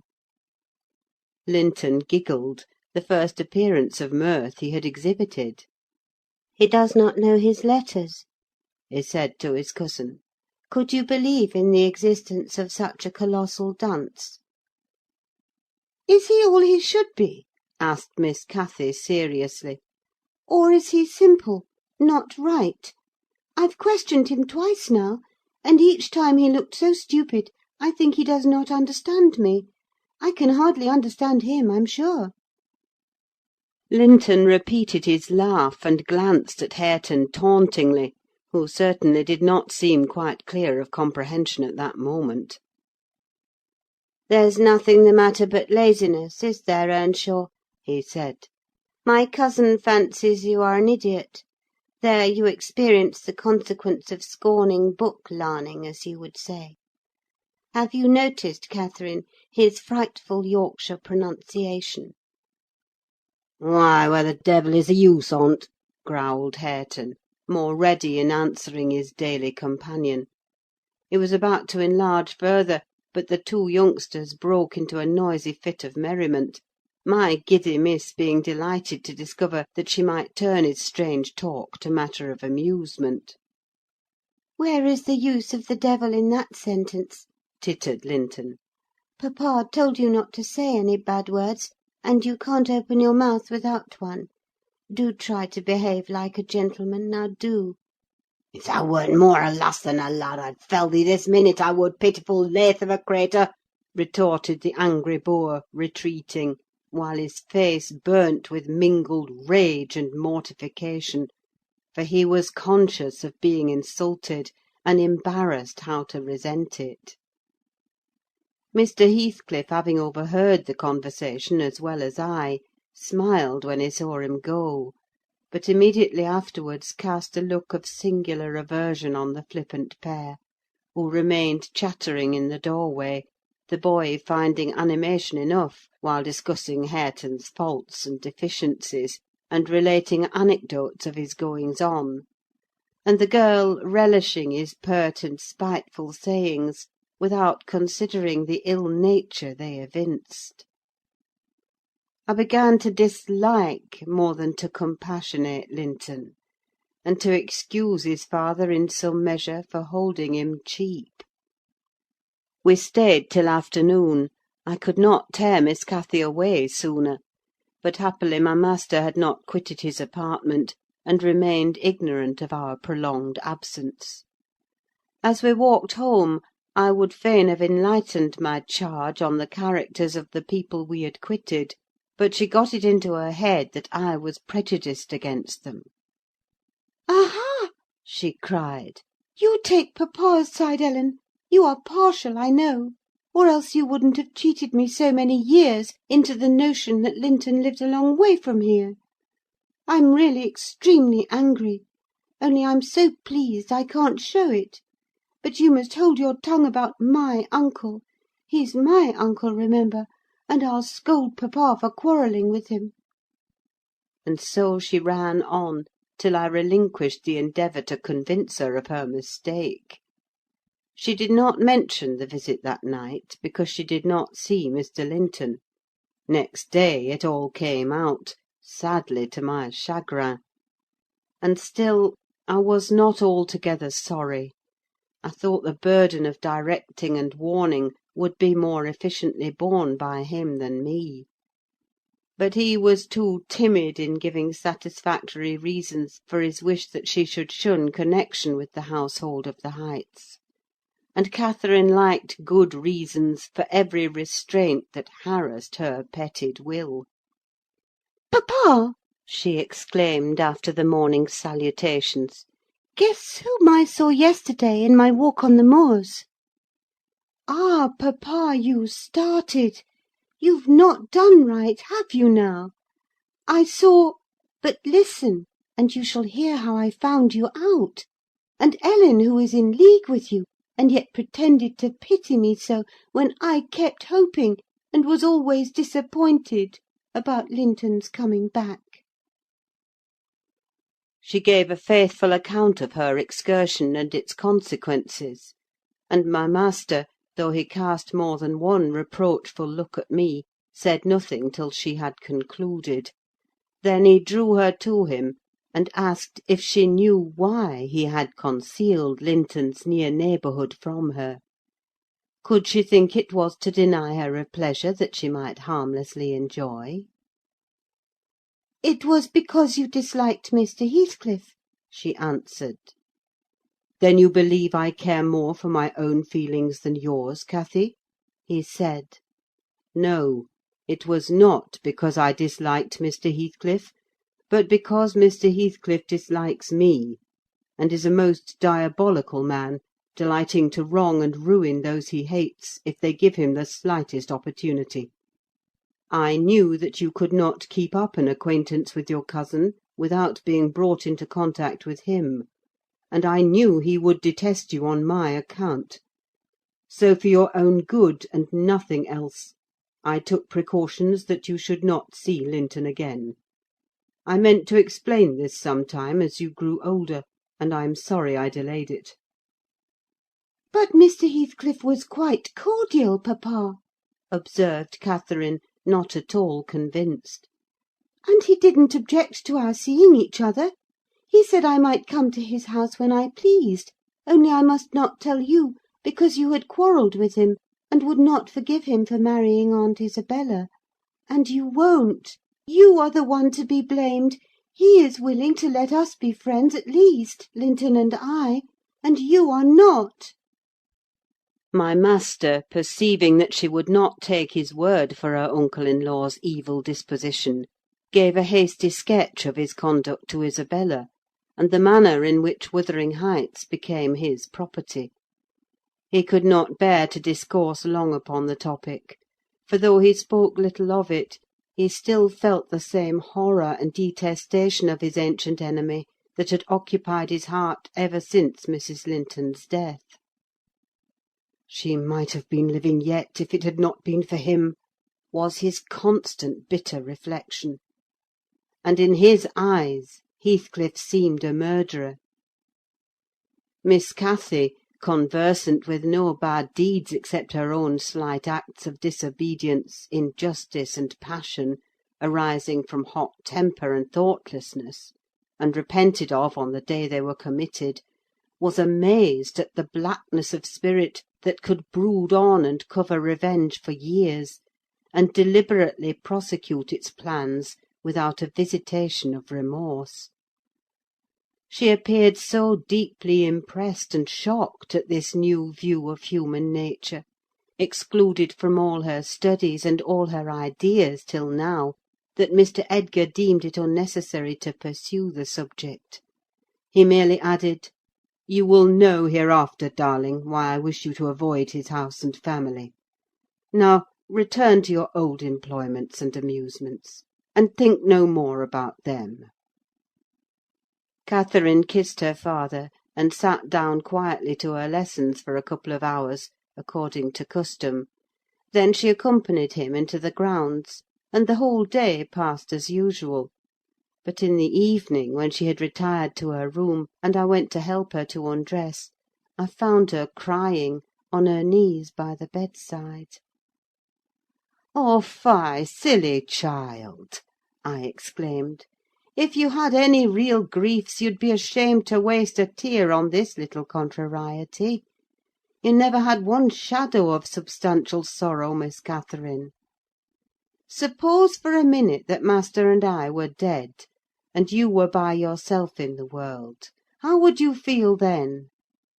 Compare the present occasion with such an affliction as that, and be thankful for the friends you have, instead of coveting more." "I'm not crying for myself, Ellen," she answered. "It's for him.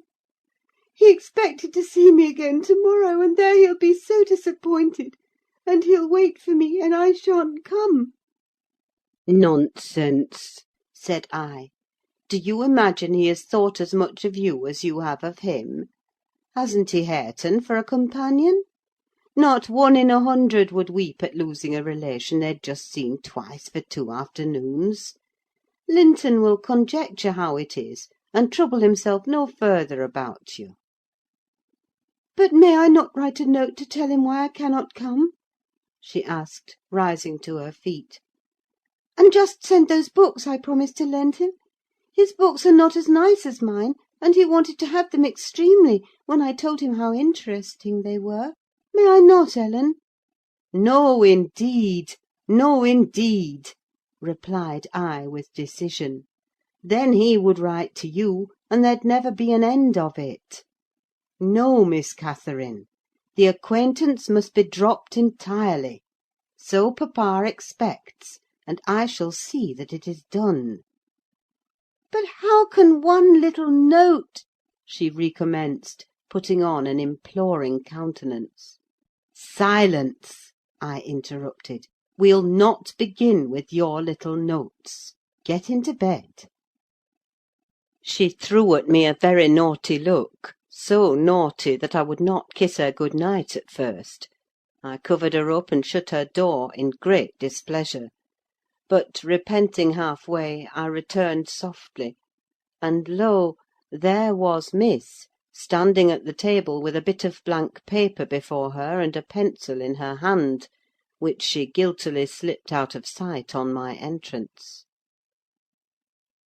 "You'll get nobody to take that, Catherine," I said, "if you write it. And at present I shall put out your candle." I set the extinguisher on the flame, receiving as I did so a slap on my hand, and a petulant "Cross thing!" I then quitted her again, and she drew the bolt in one of her worst, most peevish humours. The letter was finished, and forwarded to its destination by a milk–fetcher who came from the village; but that I didn't learn till some time afterwards. Weeks passed on, and Cathy recovered her temper, though she grew wondrous fond of stealing off to corners by herself; and often, if I came near her suddenly while reading, she would start and bend over the book, evidently desirous to hide it; and I detected edges of loose paper sticking out beyond the leaves. She also got a trick of coming down early in the morning, and lingering about the kitchen, as if she were expecting the arrival of something; and she had a small drawer in a cabinet in the library, which she would trifle over for hours, and whose key she took special care to remove when she left it. One day, as she inspected this drawer, I observed that the playthings and trinkets which recently formed its contents were transmuted into bits of folded paper. My curiosity and suspicions were roused. I determined to take a peep at her mysterious treasures; so at night, as soon as she and my master were safe upstairs, I searched, and readily found among my house keys one that would fit the lock. Having opened, I emptied the whole contents into my apron, and took them with me to examine at leisure in my own chamber. Though I could not but suspect, I was still surprised to discover that they were a mass of correspondence, daily almost it must have been, from Linton Heathcliff; answers to documents forwarded by her. The earlier dated were embarrassed and short. Gradually, however, they expanded into copious love–letters; foolish, as the age of the writer rendered natural, yet with touches here and there which I thought were borrowed from a more experienced source. Some of them struck me as singularly odd compounds of ardour and flatness, commencing in strong feeling, and concluding in the affected wordy style that a schoolboy might use to a fancied incorporeal sweetheart. Whether they satisfied Cathy I don't know, but they appeared very worthless trash to me. After turning over as many as I thought proper, I tied them in a handkerchief, and set them aside, re–locking the vacant drawer. Following her habit, my young lady descended early and visited the kitchen.